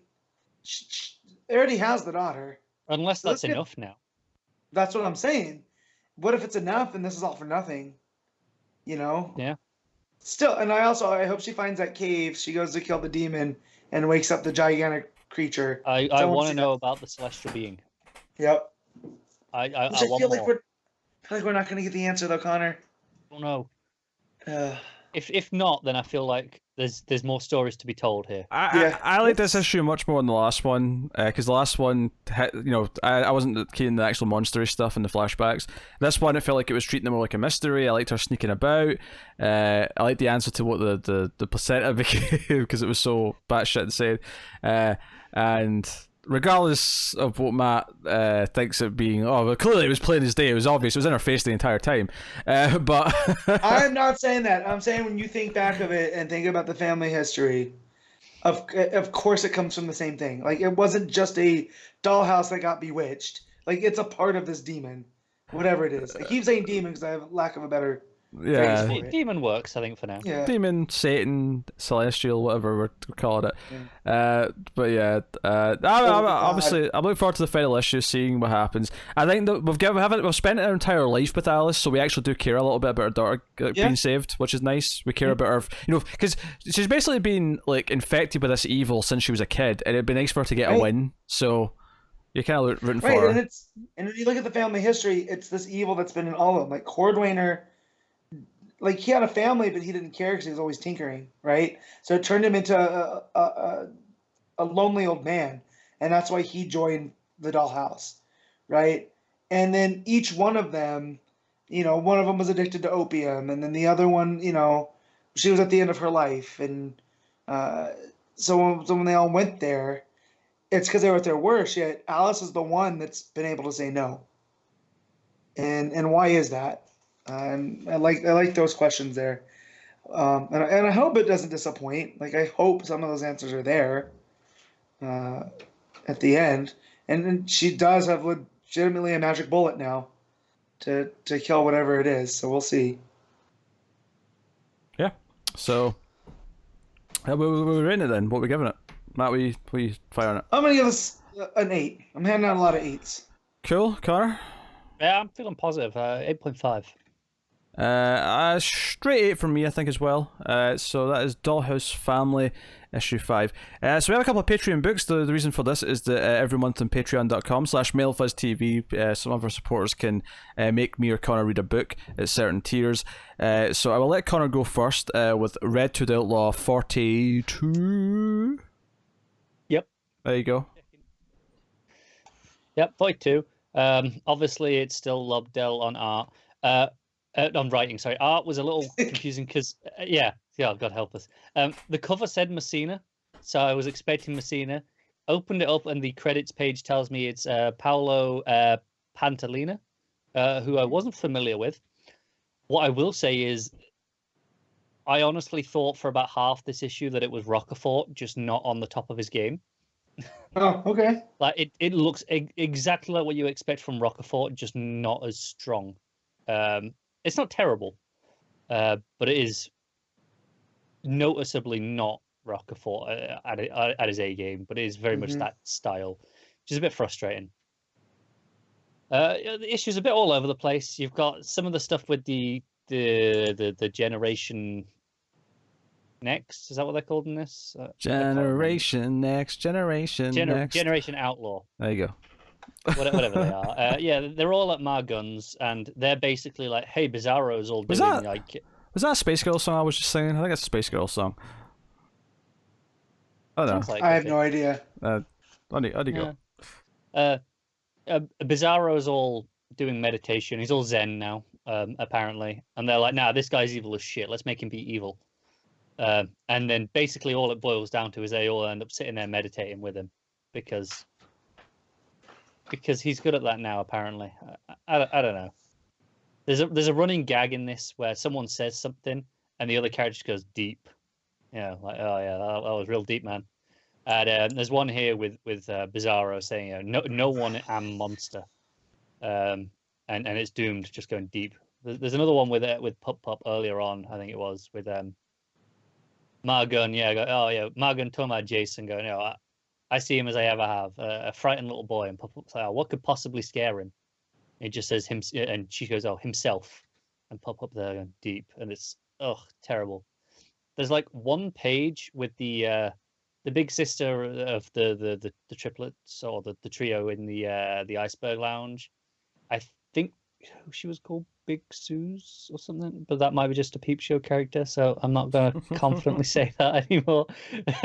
But the big sister, anyway, who's kind of in charge, and she's like, oh yeah, I'm making loads of money, and it feels so out of place because there's just one page of her looking over the casino, being like, yeah, bring all your chips. Who knew I'd make more money being legit than ever? That's it.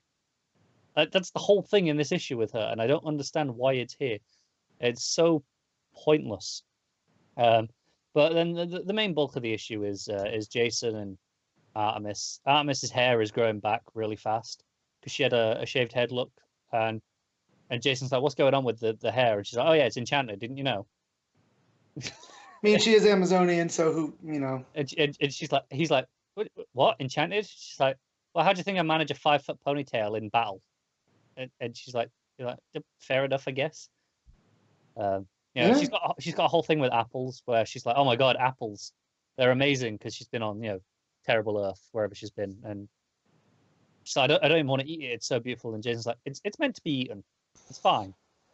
Yeah, and they're kind of walking and talking, and she's, oh yeah, I don't really miss him, but Roy would have been thrilled to have you and Bizarro back. It was one of the last conversations we ever had. And she's just like, what the hell, Jason? Roy's dead? Like, way to bury the lead.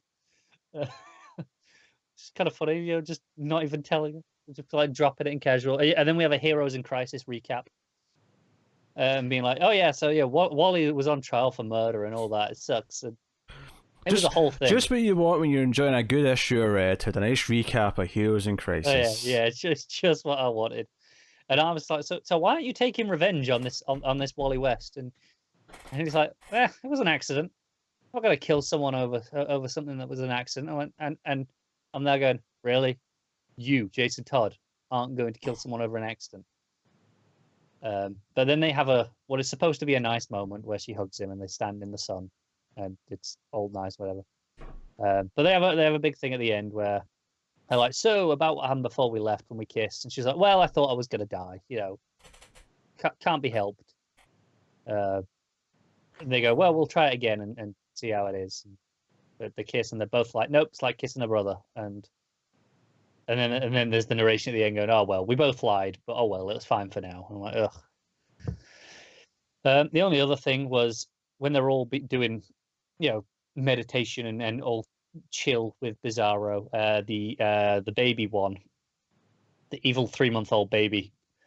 I was actually a little bit confused because it's definitely doing something evil, because it obviously usually talks in full sentences, but it does a bit of baby speech at one point. Yeah.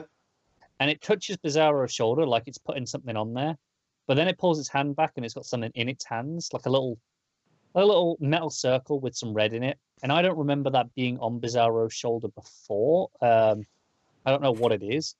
So I was actually really confused as to why this was here. Like, if it had done it the other way around, if it had been the panel of it holding something and then it touched Bizarro's shoulder, I'd be like, okay, sure, it's planting something on him.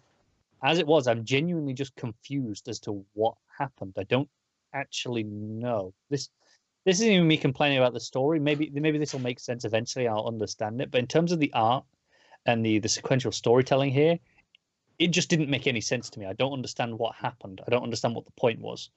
It's a real problem. There's another random one-page cutaway at some point to Times Square, where this couple come out of a play or something, and they're walking along. Oh, we got reservations somewhere, and some like homeless-looking dude's like, oh, I need, and they're like, oh, I don't have any change. He's like, oh, not money, I need salvation for all of us. And that's it from that. So there's two completely different one-page cutaways that lead to absolutely nothing in this book, which is just infuriating. Why? Do it when it has context, or do something more with them.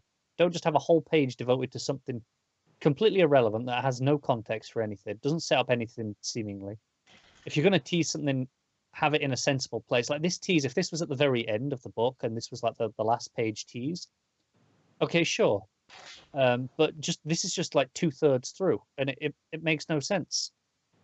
It's just, I can't get my head around how stupid some of the decisions and the pacing are here in terms of these cutaways to various other things. The Iceberg Lounge one might even be worse, because at least this here, I understand it's setting up something. The Iceberg Lounge one is just like, oh, we'll check in with characters we haven't seen in an arc. I don't care. Yeah, art is not amazing. It's fine, it's serviceable. There are more than a handful of panels, especially featuring Artemis, that I think are really not great. Odd proportions on her lips and her face and such. But most of the time it's okay. It really wants to be Rocafort though.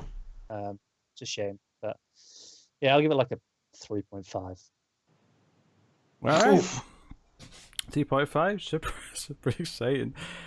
So my Patriot book this week is actually Midnighter issue 1. This was Talking Superman who put this forth in an effort to show me that Steve Orlando isn't terrible. Oh god, see, that's why I don't open myself up to this, because I know if I talk crap about a creator, someone's going to be like, oh no, you need to read this one by said creator. To be fair, with Talking Superman though, I believe it comes from a good place where he wants to convince me. Like it's not malicious like some of the others.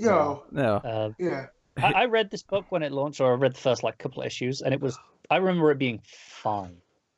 Yeah. Yeah. So introduces to the gardener, who's the sort of the woman in the sort of the space station, I guess I'll call it. Yeah. The God Garden. And she's attacked. She's got all this fancy tech, but this assassin shows up to attack her. And she fights back the best she can, but ultimately can't, deal with it. And it cuts to Midnighter, who's on a date, and out of nowhere, these bad guys show up and try and like take over. Well, this is in Oakland. And they're kind of like terrorists. So it's basically just there to serve as a big action sequence to really show off what he can do, and to show off that he predicts like all these different things because of the tech in his head.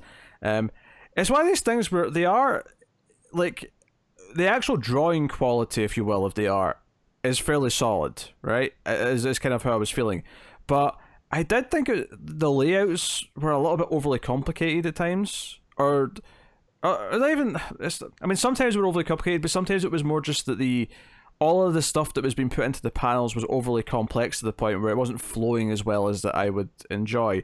It's something that the Flash can suffer from sometimes when they go nuts on the lightning a bit too much, and there's too much like debris flying around and things like that.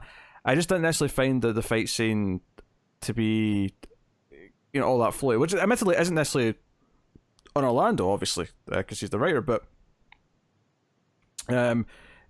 maybe just less to my taste. But the entire opening scene here, well, that's not the opening scene. The opening scene was in the gardener, but this entire scene is here to sort of build up to the title moment, because at the end of it says Midnighter, Steve Orlando, writer, ACO penciler, or ACO, I don't know how you say the artist's name, I'm unfamiliar, but so this is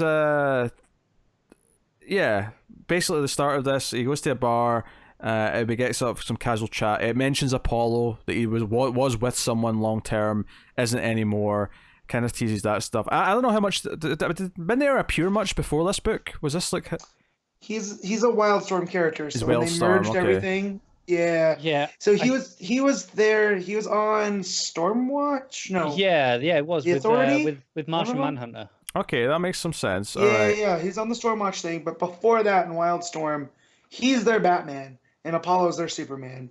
So, So when they merged everything for New 52, I always thought it was a bit redundant that we have Batman and Midnighter. Like, they both seem, although this seems like they gave him a different type of mission with the gardener. That said, I'm not that familiar. All I know is there was a crossover with Nightwing or Grayson. Yeah, and that's where they all recognize him by his butt. Yep. Yeah. So basically, like he's in the bar and he kind of pisses off some of the locals by taking their pool cue and just potting all the balls really easily and quickly to sort of show how he thinks. I think one of the things that the book maybe suffers from is that because it wants to show you all the different lanes of thought that he has through the layouts, that sometimes I just find the layouts do not have that much of a flow to them. It's just kind of a mess of squares. Stream of consciousness, though, yeah, right? Like, well, that's the idea, but I don't think it works very well in this book. No. So he kind of leaves. He ends up with the guy he was on a date with before. He's sort of impressing him by taking him to like Moscow and like because if you don't know about Midnighter, he's got these fancy door portals that he can just create a door to go anywhere. Yeah. So he ends up there's kind of a raunchy scene with him and this guy having sex. And then a lot of the issues like the morning after waking up, Midnighter not really wanting food, and him kind of telling him too much about Apollo. He kind of like he injects the guy without even warning him that he's going to do this. He injects him with like a communicator so that if he wants to, he can communicate Midnighter at any time. And the guy's like, "You just GPS me? That's a bit creepy." He's like, "No, it's one way. I can't do anything with it. It's just for you to contact me." He's like, "This is a bit heavy. This is maybe a bit in the deep side after the morning after the first time we spent the night together." But he ends up talking about Apollo and how Apollo was great and how Apollo was the first person he was with and all this stuff. It's funny because I last book Talking Superman got me read a few months ago was Legion Lost, right, from or no, Legion of Three Worlds. Legion of Three Worlds. Legion Lost was that horrible New 52 book. Yeah, we don't talk about that. Yeah, from the Final Crisis stuff, and like his mission was successful there, where that was a great issue. It made me want to read more. I haven't yet, but it made me want to, and it's something maybe we'll do previously on at some point. But I don't know. Like this book, it's not a bad issue, right? It's not a bad issue at all. Because essentially from here he gets called up by the gardener. This attack's happened. And the cliffhanger is basically like, okay, someone came in here, walked out with your past, and I wasn't really sure what it was getting here. Like, I don't know if does Midnighter have does he not remember a lot of his past or something? Is that like part of his story? I don't know. I don't honestly know. I remember I looked him up for that crossover, and that was about it. Yeah, the final beat here, I wasn't quite getting exactly what she meant by he's walked out of here with your past. But he basically meant it's like, okay, I'm going to go after him then. So that's kind of your ending of the issue. But like the issue to me reminds me a lot of like some of those early Supergirl issues, or of basically the Orlando where it's not the Orlando I hate. It's not the GLA issues. It's not that final Supergirl issue that was just really frustrating. It's not that much of a mess, but I for me his dialogue just doesn't flow that well. It's not quite to the same level of Hickman, where I really have a problem with how it flows, but it definitely has something for me where I don't really feel it going from bubble to bubble, panel to panel smoothly, where I'm really into the conversations. Like there were several bubbles in this where I kind of had to reread them to kind of get the point of what the bubble was. And I was like, wait, I didn't take that in properly. And I when I find myself doing that a lot with a book or a writer, like I find it hard to explain exactly what's wrong with it, but just something about the flow of the dialogue just doesn't work for me. And I was kind of having that here as well. As far as what it does, as far as issue 1s go, it gives you a big action scene to show what he's like in a fight. It kind of establishes more or less what his skill set is, his powers are. It gives you some of his personal life, and it kind of sets up that they're really not going to shy away from his his romantic life, because I mean, if anything, the sex scenes maybe a bit more erotic than I was expecting in a mainline DC book. It feels like the sort of thing that's probably been a Black Label book now. Just this one page. With like one of them on the table and they're both topless and whatever, but like, so that's all fine. Like it sets up the personal life stuff, does the action stuff, and then sets up the ongoing plot, which is this mysterious figure who's attacked Gardner, who he's not in a really good place with. He's kind of pissed that he's been called up to her. He mentions at one point, it's kind of my family. You don't get to pick your family, but like they're still family, kind of attitude.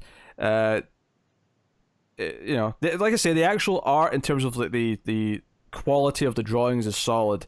I did find the action layouts to be a bit overly clustered for my liking, but it all kind of boils down to me just not really having a feel for Orlando's dialogue and not really feeling a flow and really wanting to read more of his stuff. I feel kind of a disconnect with his characters, and nothing about this issue really made me like Midnighter any more than I did before. Which was to say that I don't dislike Midnighter, but I'm thoroughly neutral as far as Midnighter is concerned. I have no like or dislike, and I think if someone else, a writer whose voice I kind of connected with more, was writing them, I'd probably get into it more. As it is, I just find him to be a little bit unlikable. He's got kind of a snarky attitude that doesn't really quite work for me. And I don't think Orlando's dialogue is the right dialogue to make me kind of, because there's obviously other characters where they're kind of snarky, but they're kind of lovable through that anyway. Midnighter for me doesn't achieve that. So I think ultimately, if I'm going to rate this issue, I have to go with something like a 6, which is to say that on a technical craft level, it's mostly pretty good, but it falls short for me. I couldn't get into it. So if this was to really test if I could ever like Orlando, if this is the best of what Orlando's offered, because there's definitely issues of his Supergirl that I like more than this, for sure. But that's a kind of a cheat because I already care about that character. I'm already so invested in that character that there's kind of a weird. But the New 52, the Rebirth stuff was so different from the New 52 because it reestablished her, like with the school stuff. Like it was Supergirl the teenager, and I think Orlando had a real good voice for most of that stuff. Whereas just like his Wonder Woman and some of the other stuff that we've read with him that it's just not there, you know? Yeah. So I think a big part of what it's boiling down to, from what it sounds like to me, is that this just isn't approachable for a new reader. Whereas his Supergirl was, and this, maybe if you're a big fan of Midnighter already, you get a lot out of this. I think some people. I remember people praising this book when it came out. Though it's not like this is just Midnighter fans, if even such a thing existed beforehand. Like I feel like for certain types of people, this character is connecting with them. Maybe it is because he does represent, he's a gay character, he's a gay superhero. Maybe that was like so.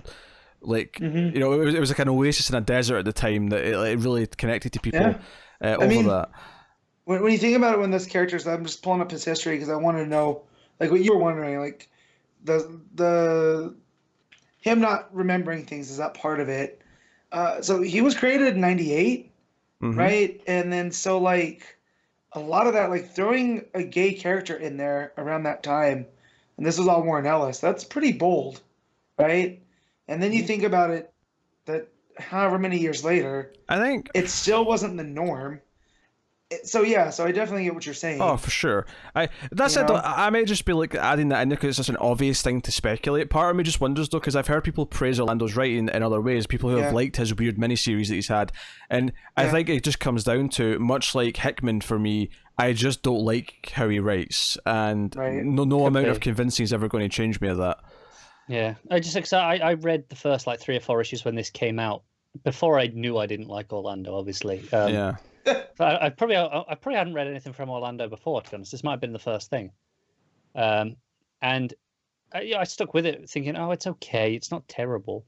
But it never gave me a reason to care, given that I didn't really know anything about Midnighter, right? It didn't make me like the character in its own right, if I didn't already. But and I remember people being this. I remember when they did the miniseries after Rebirth, Midnighter and Apollo, and people sort of saying, "Oh, they were so excited for that because it was this continuation of this book that some people really loved," and people were excited for him to be on Wonder Woman. People were excited for Orlando to do that weird 6-issue mini he did that I can't even remember the name of. The one that he hijacked the last Supergirl issue to promote, which was really frustrating. Unexpected. Oh, that's the one. Yeah, the Unexpected. And it was 8 issues. Was it 8 issues? Sorry. And then of course he did JLA, which we hated. Like we tried. Like Matt and I dropped it, and then went back and caught up to read because we were excited for the arc that was coming up, and then we read one issue of that arc that we'd caught up for, and went, no, we still hate this. We can't. Yeah, but then I can't do it. But then like Night of the Monster Man was a lot of fun, right? Yeah, but he was co-writing all that with everyone else, so yeah. Batman the Shadow with Scott Snyder. I think it's telling that his best issues of Supergirl were the ones that were co-written with Jodie Hauser. Yeah. Which I assume usually means that because he was the primary, he had the plots, and she was doing the actual dialogue and scripting. Which maybe says to me that he's fine with plot and a story. It's just the actual dialogue and that was the finite or the minute details that Yeah. I just don't appreciate. I don't like it flows very well, and I felt the same way here. I couldn't get into this issue. I had this sense of it, and this is such a easy thing to say. I don't want to say it almost, but it reminds me so much of the New 52, like where I feel detached from everything I'm reading. Yeah. It feels like it wants to really be cool and it wants to be all these things, and I just don't feel it. And which is fine when there's just a couple of books that feel that way because they're just not for me. But I remember this being how I feel like a lot of the bigger characters in New 52 felt this way to me. It's how I felt when I was reading Venditti's Flash or his Green Lantern. Like, not to shit on Venditti too much, but or it's how I felt when I was trying to read Jean Lin Yang, who I like a lot now. But when I tried to read his Superman briefly, it was like, no, I don't like this at all. I don't like. Oh, see, I liked it a lot. I liked the Superman. He was doing with like gods and having a wrestling promotion and whatnot. Oh, that was like. See, I know I read this because I read like all of Superman in the New 52 for whatever reason. Yeah. And I'm like, yeah. What did he do? And I remember that being all right. It was fun. Like it wasn't like I wouldn't be like, oh my god, I'm super excited. That's must read Superman. You got to hand someone. No, but it's funny. After having Lobdell and then the kind of mediocre John stuff with Ulysses, I was perfectly fine with what Yang did. So I think Pack's action stuff was definitely the best Superman stuff in that period. Pax is the best stuff. Everything they did with Superman around the DCU time, and that's YOU.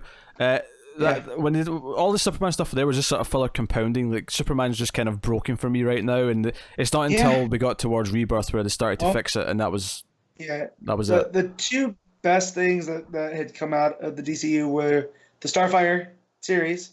That made me realize how much I enjoy that character. And then the Bizarro. So good. Mini with him and Jimmy Olsen going through the country. Yeah, I liked the first few issues of the Black Canary book. It had a real style. The first four. And then it was like, we don't have any story to back up this now. It was all style and no substance. Yep. 100% agree. So, but no, definitely that's why I never really got into Midnight. And I feel like he's all the stuff I hate about Batman in one character. Right? But he's cocky as well. It was like a cockiness added onto it. Yeah. Right, exactly. So he's like, oh, we can't beat him because, like Deathstroke, he can, or not Deathstroke, Ravager, he knows what you're going to do before you do. And it's like, well, then why am I rooting for him? If he's got everything figured out already. It's just not interesting, is it? No. Honestly, the power set would be more interesting than a villain, which I guess is what Ravager was. So it makes sense. Right, exactly. So, so all of there. But then the relationship with him and Apollo, people could take that as like, oh, they're just shocking by putting Batman and Superman in a relationship. But then from what I've read is the fact that they're so different is what balances both of them out. And so they're actually better when they're with each other than on their own. And so I think that's a pretty interesting, and that's something that I could see Warren Ellis doing, right? Like he writes them differently when they're together than in their solo or in Stormwatch or the Authority or whatever. So also, I just fundamentally like the idea of naming the Superman knockoff after a sun god. Apollo. Yeah, right? It's real cool. Yeah. So I feel like we beat up on Orlando, but not in the way that we do on another writer. You mean the one I just spoke about? Yeah.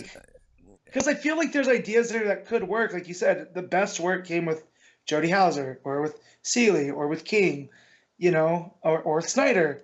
But you put him by himself, and we're kind of like, oh, these kind of miss. But he's not bad, I wish him well in his future endeavors. Right? he's bad enough that I know I don't like to read it, but it's not like, oh, this is all terrible and no one should read this. Where there are definitely some writers where I do not understand why anyone would want to read this. There's an audience for his voice, but unfortunately, the more I've read from Orlando, the more I know I dislike his work. So, and Midnighter issue 1 didn't change anything for me. So. That is what it is. Anyway, yes, best stuff of the week. We did our favorite panel/moment, did our favorite cover, favorite art, top 5 books. So we'll start off with favorite panel/moment. Matt, what you got? So I have a couple. One was the Bart running in Impulse into Star Labs, and they had the spiral. That was real cool. But it's gonna be from Hawkman. It's gonna be the Shiera realizing all of her past selves and being a part of this greater narrative with Carter. That's a real cool scene. Cool. Connor? Yeah, I'm glad I picked a backup because like that was a strong contender. It was basically if you picked me first, I was going to take that, but instead I will go with the placenta forming the dollhouse because holy shit, yes. Gross. Yeah, I don't have an obvious pick this week actually. I'll go with Young Justice. I'll go with it's kind of weird, but I really like the opening when it was like Impulse recruiting the four newbies, or well, I say newbies, but newbies to this team in particular. I really like that stuff. It was really good at establishing what they were, quickly having him go around and kind of like I liked that it went back and filled in how he got those four together because obviously they appeared at the end of the last issue. So I'll go with that. I don't really have like an obvious one that jumped to my head though this week, to be honest. I was kind of had to think about that. Best cover of the week. I'll jump in first because I've got one. Basically, it's the variant for Batman: The Outsiders, the Dell'Otto one. That is real nice. That is beautiful. Nothing else came close for me. So yeah, Connor. I'll just mention another couple because that is probably going to be my pick. So I'll mention a couple of the ones that I did like. I like the Dollhouse variant. I really like that, and also just the regular Hawkman cover. The Janin. Matt, your mate's gone. Had a pretty nice Janin cover. But I'm gonna go with the Dell'Otto, that Reis, the horizontal one as well. Looks great. Matt. Yeah, so I'm not going with that one. Dollhouse family's pretty nice, but so is the Hawkman variant where he looks like a proper barbarian, big old wings. Got the mace, taking up the full panel. So that one's mine. Okay. So I'll take us on to Art of the Week. Connor. Hawkman. Matt. Hawkman. Okay. Batman: The Outsiders for me. Dexter takes it. So top 5 books of the week. Matt, go. All right. Making the clean sweep. Hawkman's number 1. Then I'll put Young Justice 2, Dollhouse Family 3. When they're all stacked like that, I forget which my order is. Dollhouse 3, Terrifics 4. Oh no, Batman the Outsiders 4, Terrifics 5. Bill, Connor. Hawkman, then Dollhouse Family. All right, my number 1 is Batman: The Outsiders. My number 2 is Young Justice. My number 3 is Superman. My number 4 is Dollhouse Family. And then my number 5. You know what? I'll give it to Flash. Flash can sneak in at number 5. But all this is Flash appeared in any of our top 5s.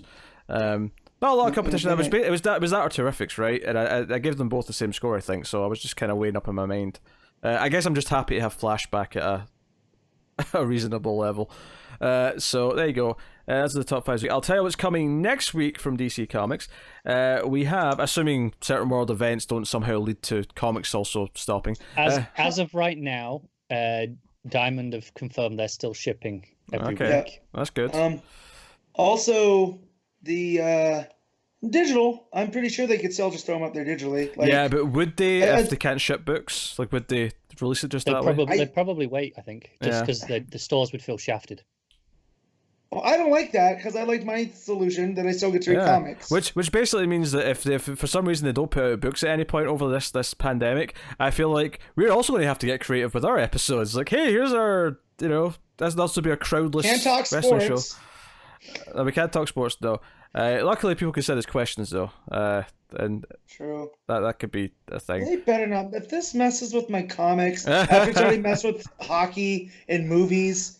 Like, Antlers got pushed back, which might be my most anticipated right now. New Mutants got delayed again. Come on. Just put it on Disney Plus, goddammit. Well, just give up. Hey, I'm watching Frozen 2 tomorrow, because they're throwing that up there. They're throwing it up there like 3 months early, aren't they? Yeah, and that's fine. I mean, I didn't make it to the theater. Connor, did you see Onward? Because I need Not to know yet. if I have to No, read something. I didn't get to go this week at the end, and Okay. Yes. hopefully I'll get to go soon. What did Matt say he was going to read? And I put this on Twitter, so I'll share it with everyone else. I said, if Connor does not like Onward, and you have to be sincere about this, can't just say you didn't to screw me over, right? I would read Flash Forward. I will say there is only one Pixar film I hands down do not like. And it's Cars 2, obviously. It's terrible. There's two I don't like. That and Good Dinosaur. Good Dinosaur is flawed, but I don't dislike it. It's a slap in my dinosaur loving face. Okay. So the odds are in your favor. I think that I'll like it. But you never know. Well, anyway, so this is what's coming out next week from DC. Again, but barring no changes. Fingers crossed. Aquaman 58, Batman 91. We have Deceased Unkillables issue 2. We have Justice League 43. We have the Lolo Woods issue 4. We have Nightwing 70, Plunge issue 2. Oh, I'm looking forward to that. Robin's 80th anniversary, 100 page, super spectacular Mungo thingamajig. If Robin gets shafted this week because of everything going on, it might be like one of my favorite panels of all time is when Dick decides to go be Nightwing. It's because he'll always be the back end of Batman and Robin. Mm-hmm. And just the Robin special getting delayed would just make that panel forever true. Sure. So we got that. We got Superman's pal Jimmy Olsen number 9, Teen Titans 40, and Year of the Villain Hill Arisen issue 4. So that's what's coming out next week. So interesting mix. Pretty healthy. 9 books, and one of them's 100 pages. Yeah, it's not the busiest week ever, but again, one of them being that long is kind of what makes it. That counts. It's like 5 books worth in theory. Well, that's it. The last one, admittedly though, ended up only being like 80. So we'll see. I still think something was cut from that, like really late. Yeah, we'll Flash. see. We'll see. Maybe.